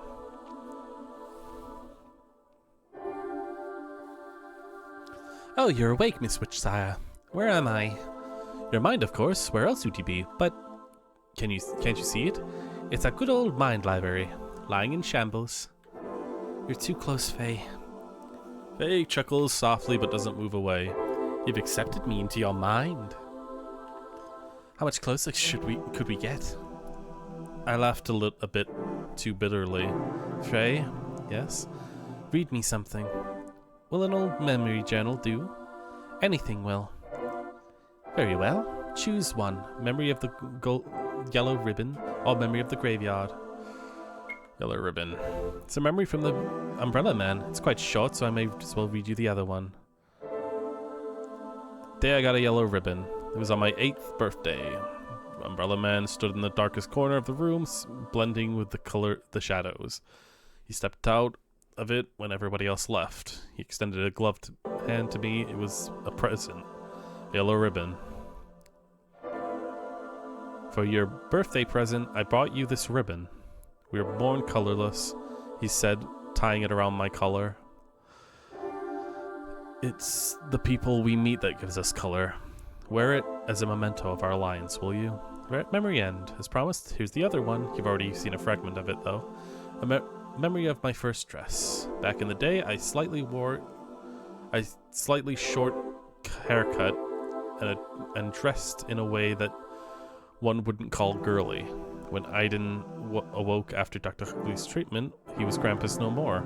He took a number of new hobbies, cooking, cleaning, drawing, and sewing among that. He took a particular interest in making dresses and invited me to try one on. It was wonderful, I complimented him wholeheartedly. I don't think I'm cut out for dresses, Aiden. Why so? He said, genuinely curious. What I see before me is a fair young lady. You should let your hair grow, he added, smiling. You should make a wonderful lady when you grow up. Memory end. Say, what kind of dreams did you have before I appeared? I dreamt of Mother. Not always, sometimes. It's just that the dreams that I remember more vividly.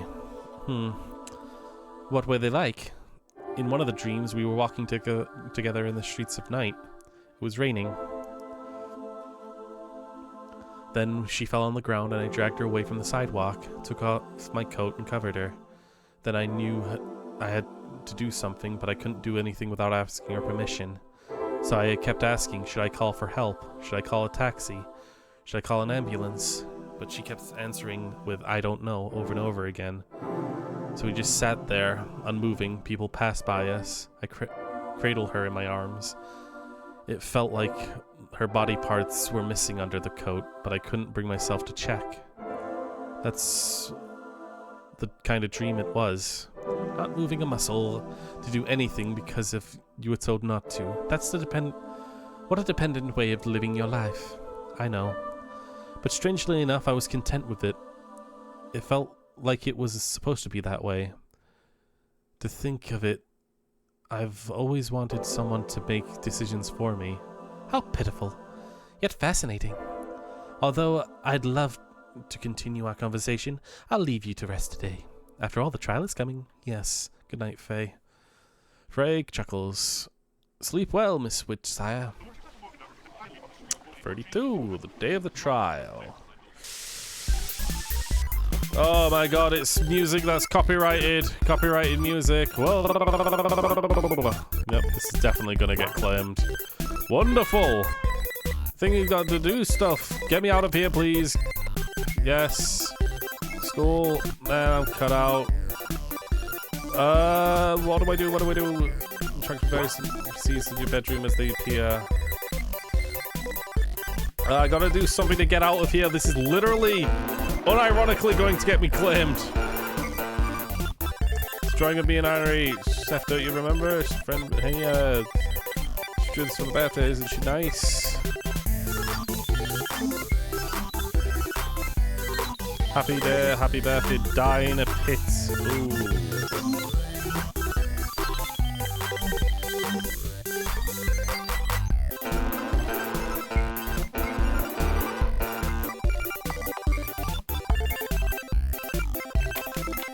Okay, hi Charlotte. Hi Bennett, hello Charlotte. Hi Aiden, hello Charlotte. Charlotte. Charlotte.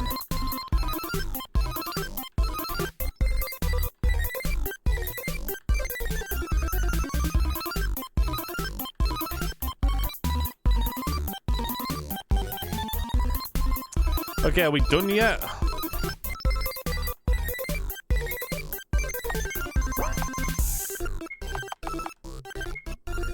Use me to try and again. Yeah. Okay. You died.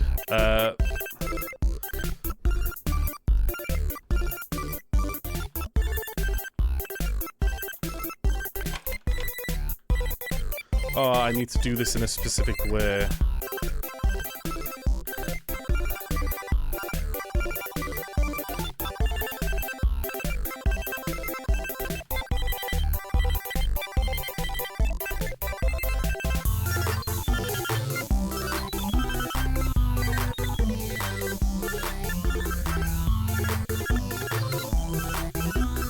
Damn it. God damn it.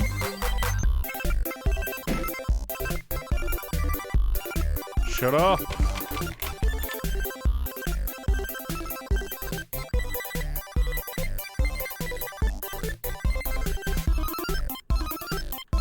Yeah, no, like I'm kind of expecting this to be good.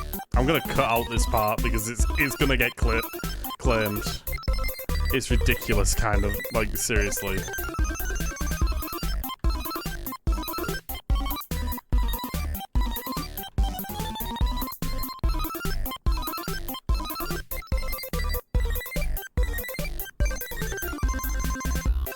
Oh my god, what am I supposed to do? Hold on. Interact with various NPCs as they appear. Eventually, you'll... I'm just turning off the freaking audio. Well, just because.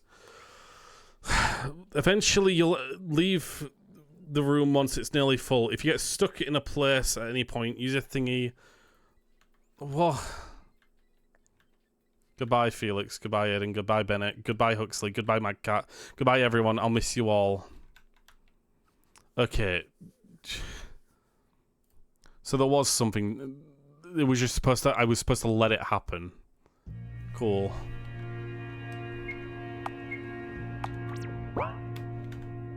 To the trial room. Dear students and teachers, welcome you to the annual school trial. Please bring out your mobile phones.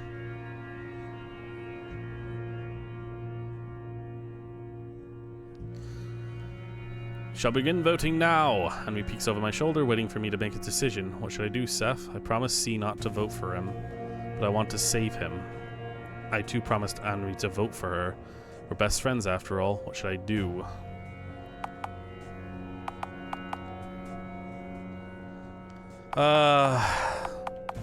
It literally means nothing to me at this point. I don't know what the voting actually implies. I don't know what I'm voting for. If it's even... If the world is a broken reality from someone who's suffering from schizophrenia, that they're incapable of understanding reality properly, then that means that this is something else, and ultimately voting for someone here is possibly like school council president, maybe, or something like that.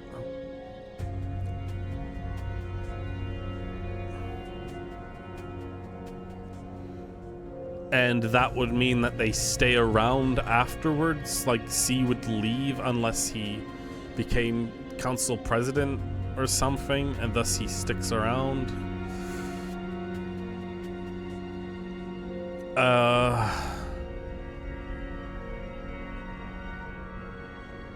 And if it's not the schizophrenic thing, if this is literally just the way this world works, if the world in of itself is an actual thing and this is the rules the world go by, there's a vote and that one person gets formatted into being a nothing character, then I don't know. I mean, that's technically what they're saying, right? If what they said before, the person who gets voted becomes... I have a feeling that if I withdraw, I'm the one that gets picked, right? And that means I'd become a... Or that she'd become... Charlotte would become a mindless puppet. Fuck it, we'll vote for Henri. Hope my decision is the right one, Seth. This way I'll fulfill my promises to both C and Henri. I give my vote to Henri. Henri looks at me in surprise. You actually voted for me? And we made a promise, didn't we? Ah, right, we did. We sure did. Look, Henri is voting for you, too. Henri chooses my name in the list. Attention, please! Everyone, stop voting now! We'll now count the votes. Please wait for a moment. 3, 2, 1. I don't know what the voting actually implies. And the one who will amount to nothing, the most useless of all, the one with the 0 votes, is Vincent Wordsworth. Not only has he never socialized, he didn't even attend class. That's a lie. C lost all his points because he ran away from the house. Such a worthless being can never become useful to society. He's destined to amount to nothing. Therefore, his soul data is corrupted. Am I right, everyone? The audience roars with a yes. What a loser. It's all because I've abandoned him. Everyone is clapping and laughing. Loser God! Loser God! Loser God! It feels like there's a mass psychosis. It shouldn't be like this. Henri touches my shoulder. She's smiling like everyone else. Serves him right. It's great that we didn't get chosen, right? I don't know what to reply with. The guards start making the way to C. I see the umbrella man along the crowd. His yellow eyes stand out amongst all. What a good day, isn't it? Umbrella man, your employer, excuse me, what? The god of this world, he's... Oh, are you talking about that gray-haired boy? Oh god, my stomach hurts from laughter. I expected nothing less from you, to be honest. Unfortunately, that boy is a perfectly human being, not special in any kind of way. Come on, take a good look at him. I call out to C. Vincent! He hears my voice, he turns around. I stare at him. He stares back at me. It's the abyss itself. Then for a brief moment, I finally see his face. A face of a small, scared boy. He disappears beyond the doors. I feel my feet move forward on their own. Where are you going? I have to save him. Are you insane? Forget that loser. I saved him once. Now I'm responsible for his life. No, you're not. You'll stay here with me. I'm sorry, Henri. I have to go. Wait! Henri grabs my sweater. I won't let you go. People don't return from the Smile Room. You'll stay here, where you belong, with me. I break free from her grip. I'll be back in a moment, alright? Okay. I wanted to be a better friend, Henri.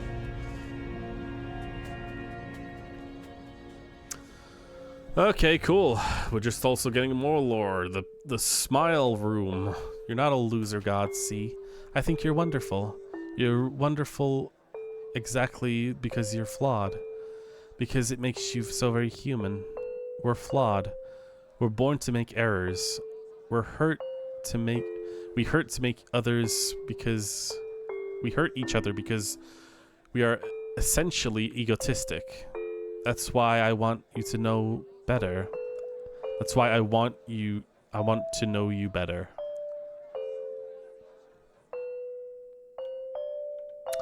Cool. Love the maggots. See, he's lying on the table with his eyes open. Vincent, I'm so glad you're safe, thank God. Wait, Miss Whitsire, something's off, huh? There's no data in this vessel. There's no soul inside. What are you saying, Frey? Vincent's breathing, he's right here.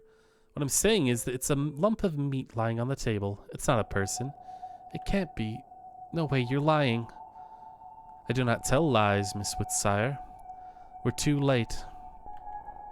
I feel the ink rise in my throat. Everything begins to collapse. It's not fair. Not fair. Not fair. Not fair. Why does it come to this? Such a ruthless world. Such a cruel world. Such a world shouldn't exist at all. Okay. I will consume everyone and have them sleep peacefully inside my belly. No one will ever hurt anyone. No one will ever get hurt. Nobody will feel... Because no one will feel anything. Humanity will ascend to a new level and evolve into something greater. Okay. So I rose above all cities and countries. I ate and ate and ate until my belly was full. Until it hurt so much it was hard to breathe. I ate my classmates, my parents, my imaginary friends, and the Oracle itself. I ate the lands and the buildings. I ate junk food and concrete all together. Are we gonna end up back on the couch telling this story? Everyone was gone, and my body eventually collapsed from the burden of consuming everything in sight. It became a black hole that sucked everything in, destroying it all. There was no one but me left. Yet it was everyone at the same time, for I became the world itself.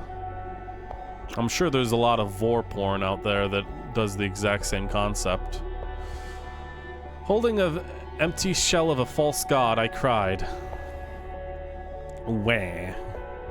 Liar, you liar! Vincent, you liar! You said your earthly shell would wither and you'd become a god again. Yet no matter where I look, I can't find you.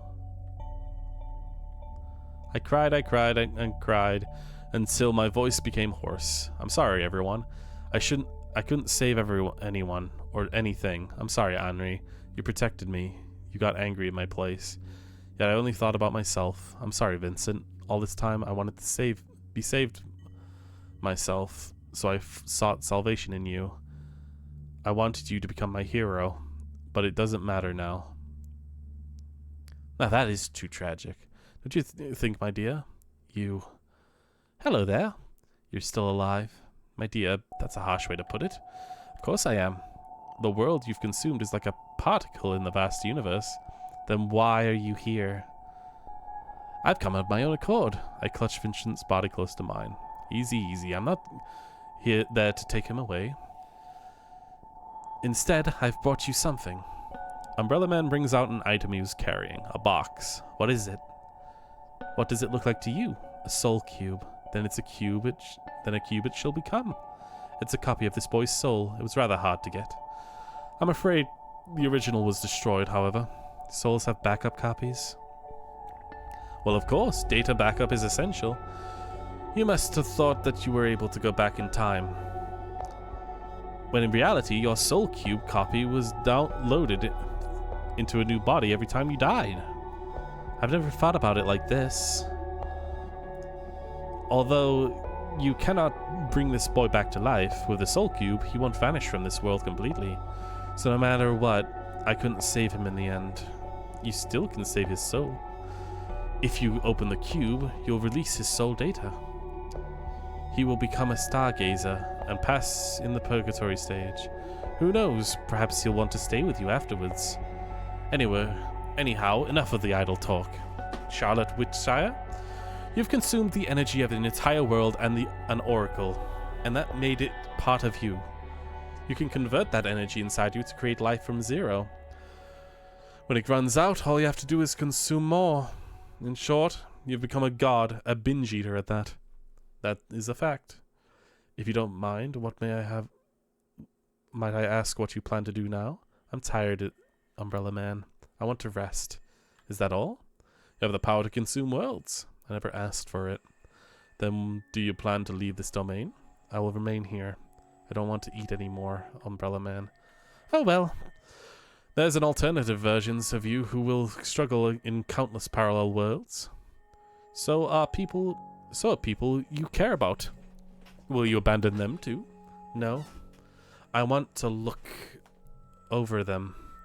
I want to protect everyone. Umbrella Man, you know everything in this world. You exist outside of time, in past, present, and future alike. Would you help me watch over my world while I rest? Right now it may seem hopeless, but perhaps there's a chance for a better ending. Is that an employer offer? Is that an employment offer, Miss Whitshire? Yes. I want to hire you. Would you accept? My loyalty comes with a price, my dear. In return, you shall lose your name.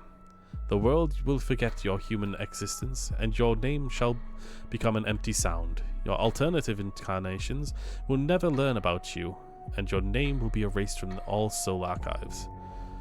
You will go by many names, but none of them will define you, for I will eat it. Would you pay this price? Yes, I accept, Umbrella Man. So fast.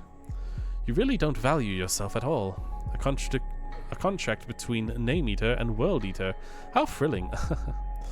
I suppose hiding my true nature is meaningless now.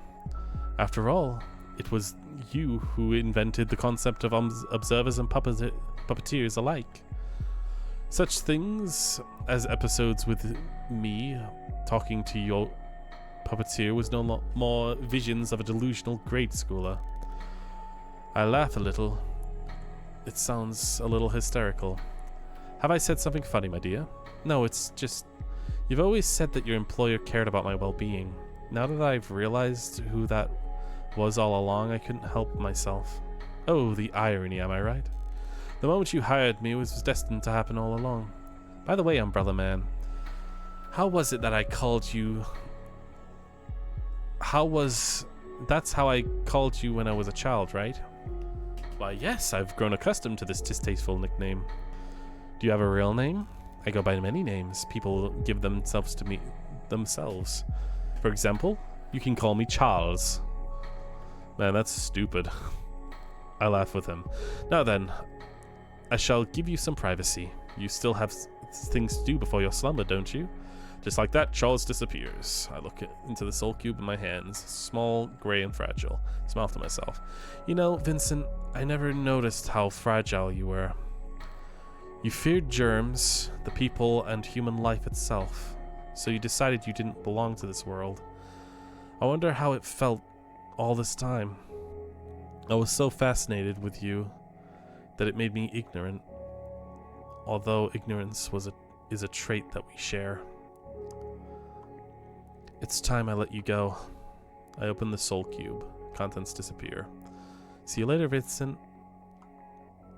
I'll take his body in my arms and get up from my knees. Everyone, Magcat, Felix, Aiden, Bennett, Florence, and Huxley, and many, many more walk behind me. As long as I exist, they won't disappear. After all, I've created them. We walk for a long time. In the fields of ink and paper, meat and machinery, soap and bugs, the god of this world lies beside me. We will, too, wake up one day. Goodbye. Good night, Vincent. My eyelids become heavy. I know it's a dreamless sleep. I don't want to dream anymore. I finally close my eyes.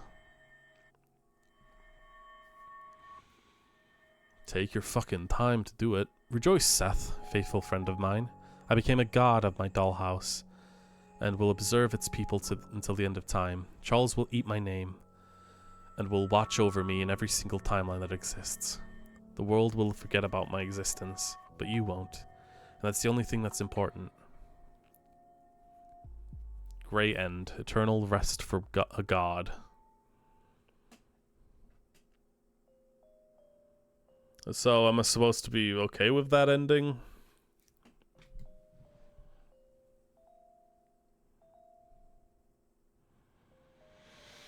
Let me just look up for a moment and see if the other endings are even worth getting.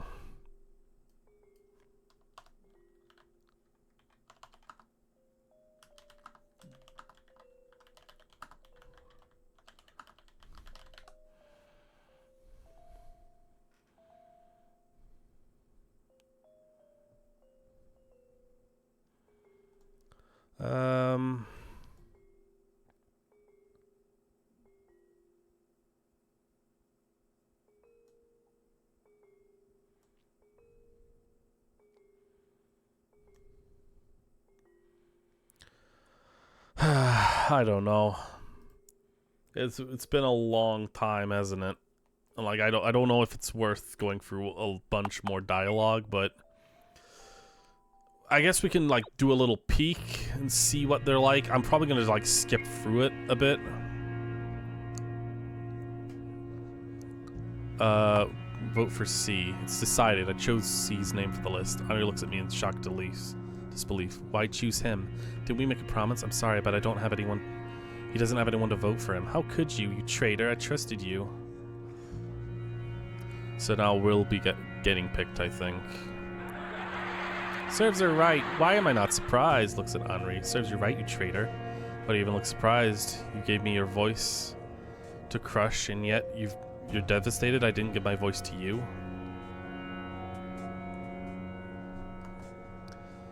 Look, even the loser didn't want to vote for you. How does that feel? But why, Henri? Why, she asks. Even though I've done so much for you, you never appreciated me. No one wants to be friends with a lunatic like you. You know, I honestly tried to be your friend, but I gave up. Henri, I don't understand. It's me who doesn't understand you, no matter how hard I try. You know, I'm tired of playing along. When will you finally get tired of lying? But I never really lied to you. I just wanted to... Do you honestly think puppeteers and aliens and all that bullshit exists? Do you honestly believe all your classmate was a god? You really are a perfect match-in for each other. Mad Cats, oracles, pythas, observers, omnicubes, and whatever. Every day you kept making up a new lie. I'm tired of keeping up with it. Everyone in the class tried teaching you a lesson, but no matter what we do, you never get the clue. What lesson? I'm afraid I don't understand I don't understand. My bag thrown away, my book scattered on the ground, dead bodies in the garden, fake letter, everything. Every single little thing. It was all started to fall in place. It seems she's so happy she can't believe her luck. Now, chatting with her friends can wait. Would you be so kind to proceed to the smile room? We're all waiting for your glorious transformation. Let's go, Seth. Everyone's waiting. Look at Henri for the last time. Go die. Henri doesn't care anymore. Henri, you're crying. Don't look at me. Go die already. I'm sorry I couldn't be a good friend. It's all my fault it's come to this.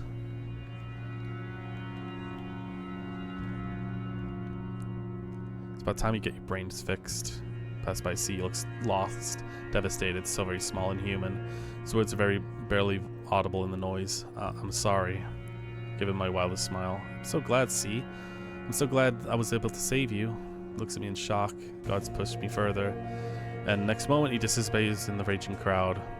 It must have been the last time we got to see each other. I think to myself, and you know, C, when we first met, I saw myself in you. It's sad that we won't be able to hear more of your stories. I was really fond of them. I wonder if we'll be able to meet again somewhere.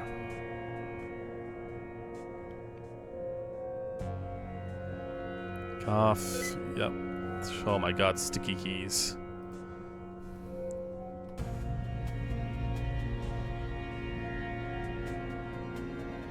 Pray, it's been a walking corpse for a long time. It was you who kept me alive, but I cannot leave your side, and I never will. I'll be with you until the very end, until we reach decay. We're both miserable, aren't we? Come here. I won't let them have their way with your body and mind. The former oracle melts into my arms, becoming a mass of organs and broken machinery, meaningless and useless parts, garbage in mind. I'm no longer breathing. Dead God leans in, kissing me goodbye. Good night, my princess. We can now finally rest. Ink Princess wasn't kept in the paper prison for long. Paper Princess befriended the Ink Princess, and they became the dearest of friends. Thus, the Ink Princess became the happiest person in the world. That's my ending to this story. Isn't it too cliche? How about the Paper Princess dying from intoxication after touching the Ink Princess? Or the Paper Princess using Ink Princess for ink production until it drains her completely? It's even more cliche. Then what do you suggest? A sugar-coated fantasy? Not every story has to have a cruel ending. I want the Ink Princess to be happy. Isn't it, even if she's the plague herself, a parasite? Even so. Even if she doesn't deserve it, even so. It's not her fault she was born this way. That's just how she is.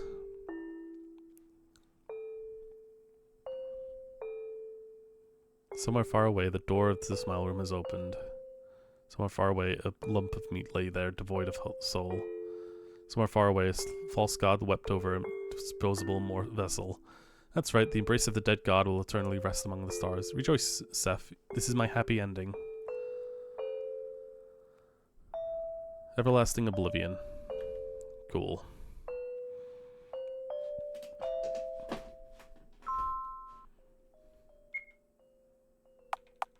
So yeah, it does seem like there's like reality mixed with her fakeality. And like in that moment, Henry actually was like fully realistic for a moment there. That is the kind of thing I can accept. It's decided I will withdraw from voting. Henry looks at me. So you really didn't choose anyone in the end? It's not true, Henry. I chose everyone. Nobody wants to suffer because of my choice. Sometimes not making a decision is the best decision, huh? What a dumb choice, really. Nothing less to expect from a school of infamous oddball. Henry, are you... Everyone finished voting now. Count the votes. Please wait a moment. And 1. 0 votes. Garbage Society. It's 2 people this year. Vincent Wordsworth and Charlotte. Rejoice, you both. Guards will escort you to the smile room. Feels like mass psychosis. Serves you right. Honestly, just go die already for the sake of everyone. Henry, what? Please don't cry. Henry turns away from me, angrily rubbing her eyes with long sleeves. I'll be okay, so take care of yourself, okay? Kneer sobs as I'm led into the room.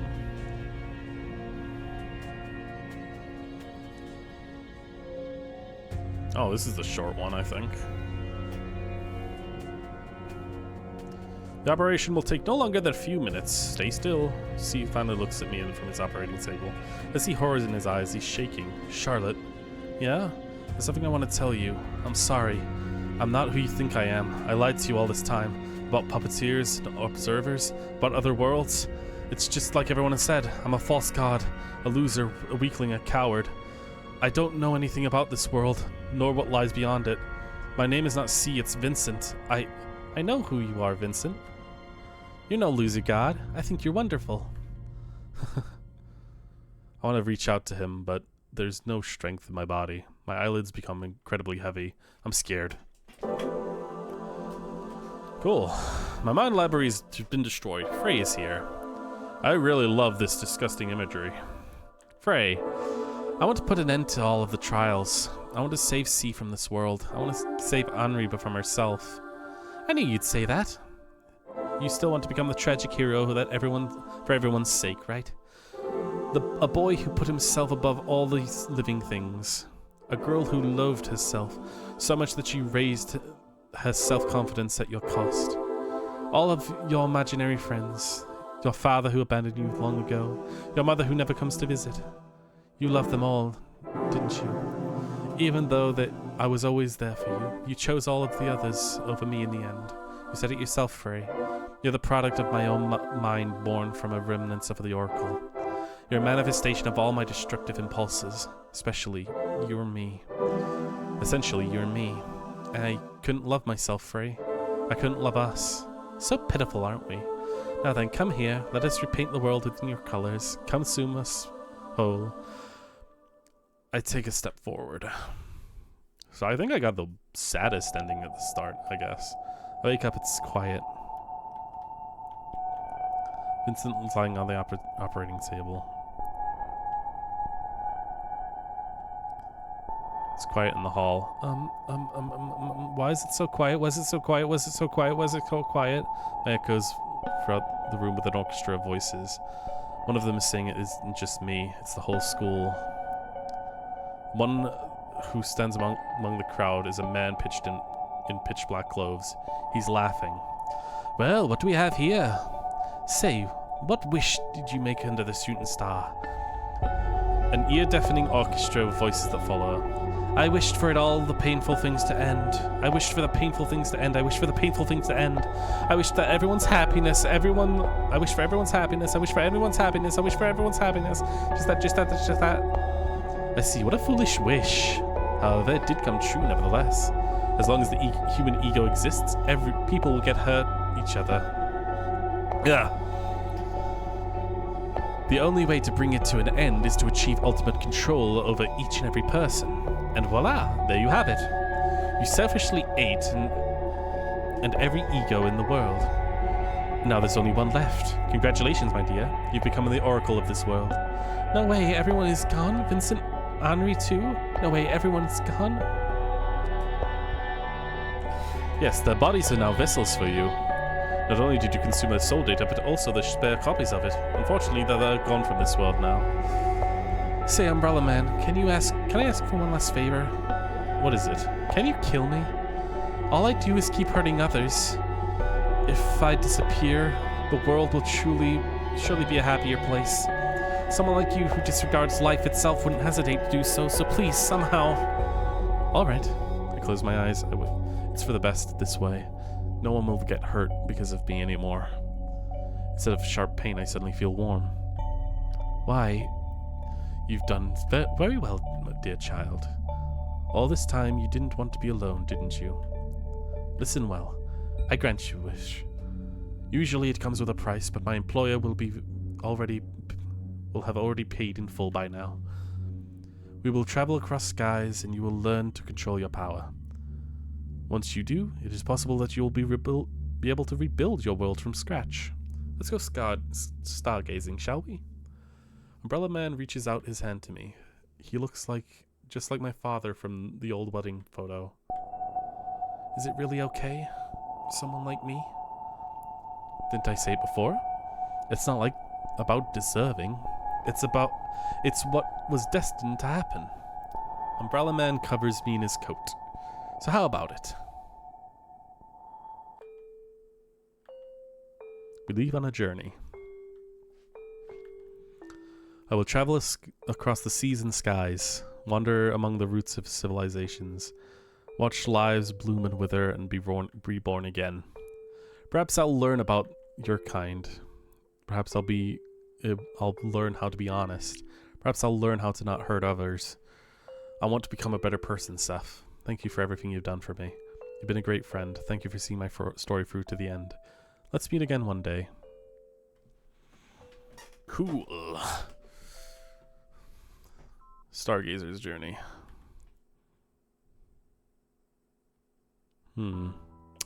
So, it appears that we've reached the end of the story.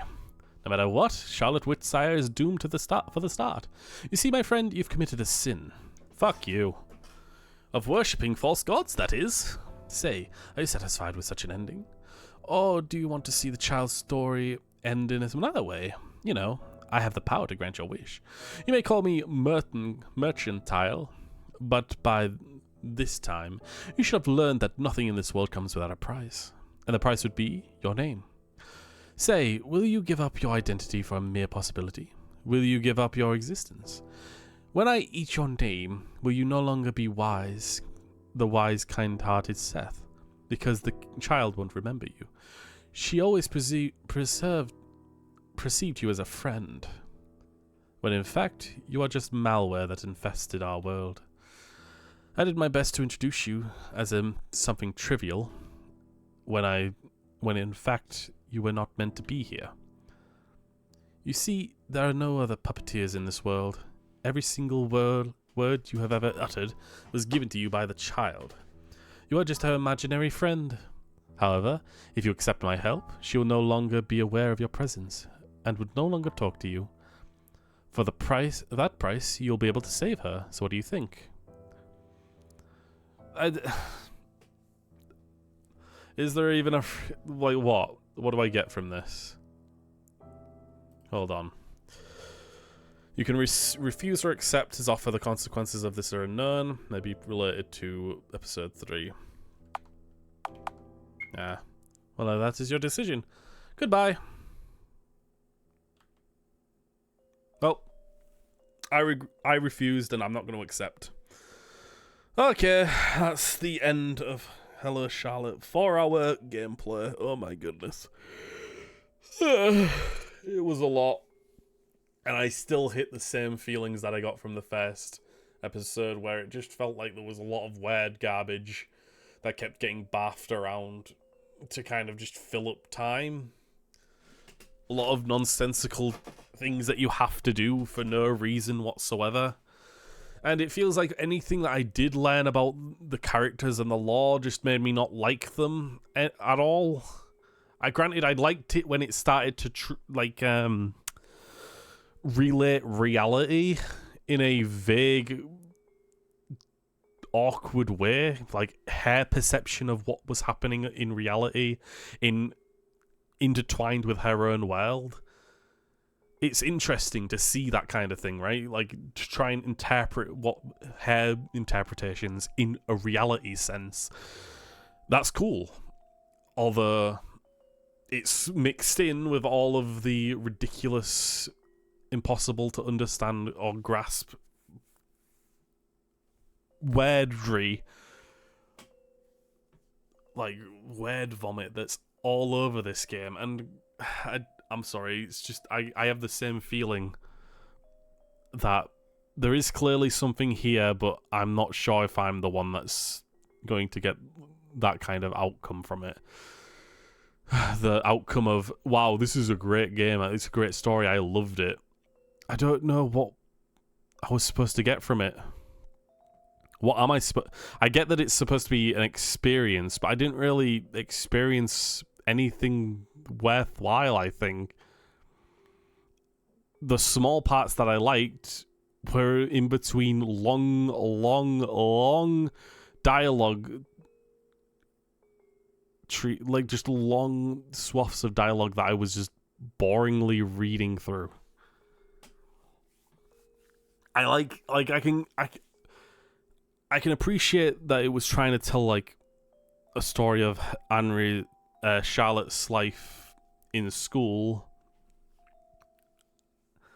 outside of possibly a foster care system that she goes to. Granted, I don't even know if that's the case because there's no other children in the house besides Felix. Don't even know if he's real. I don't know what to take away from this. I'm not sure if I'm ever going to play the third one. I say that.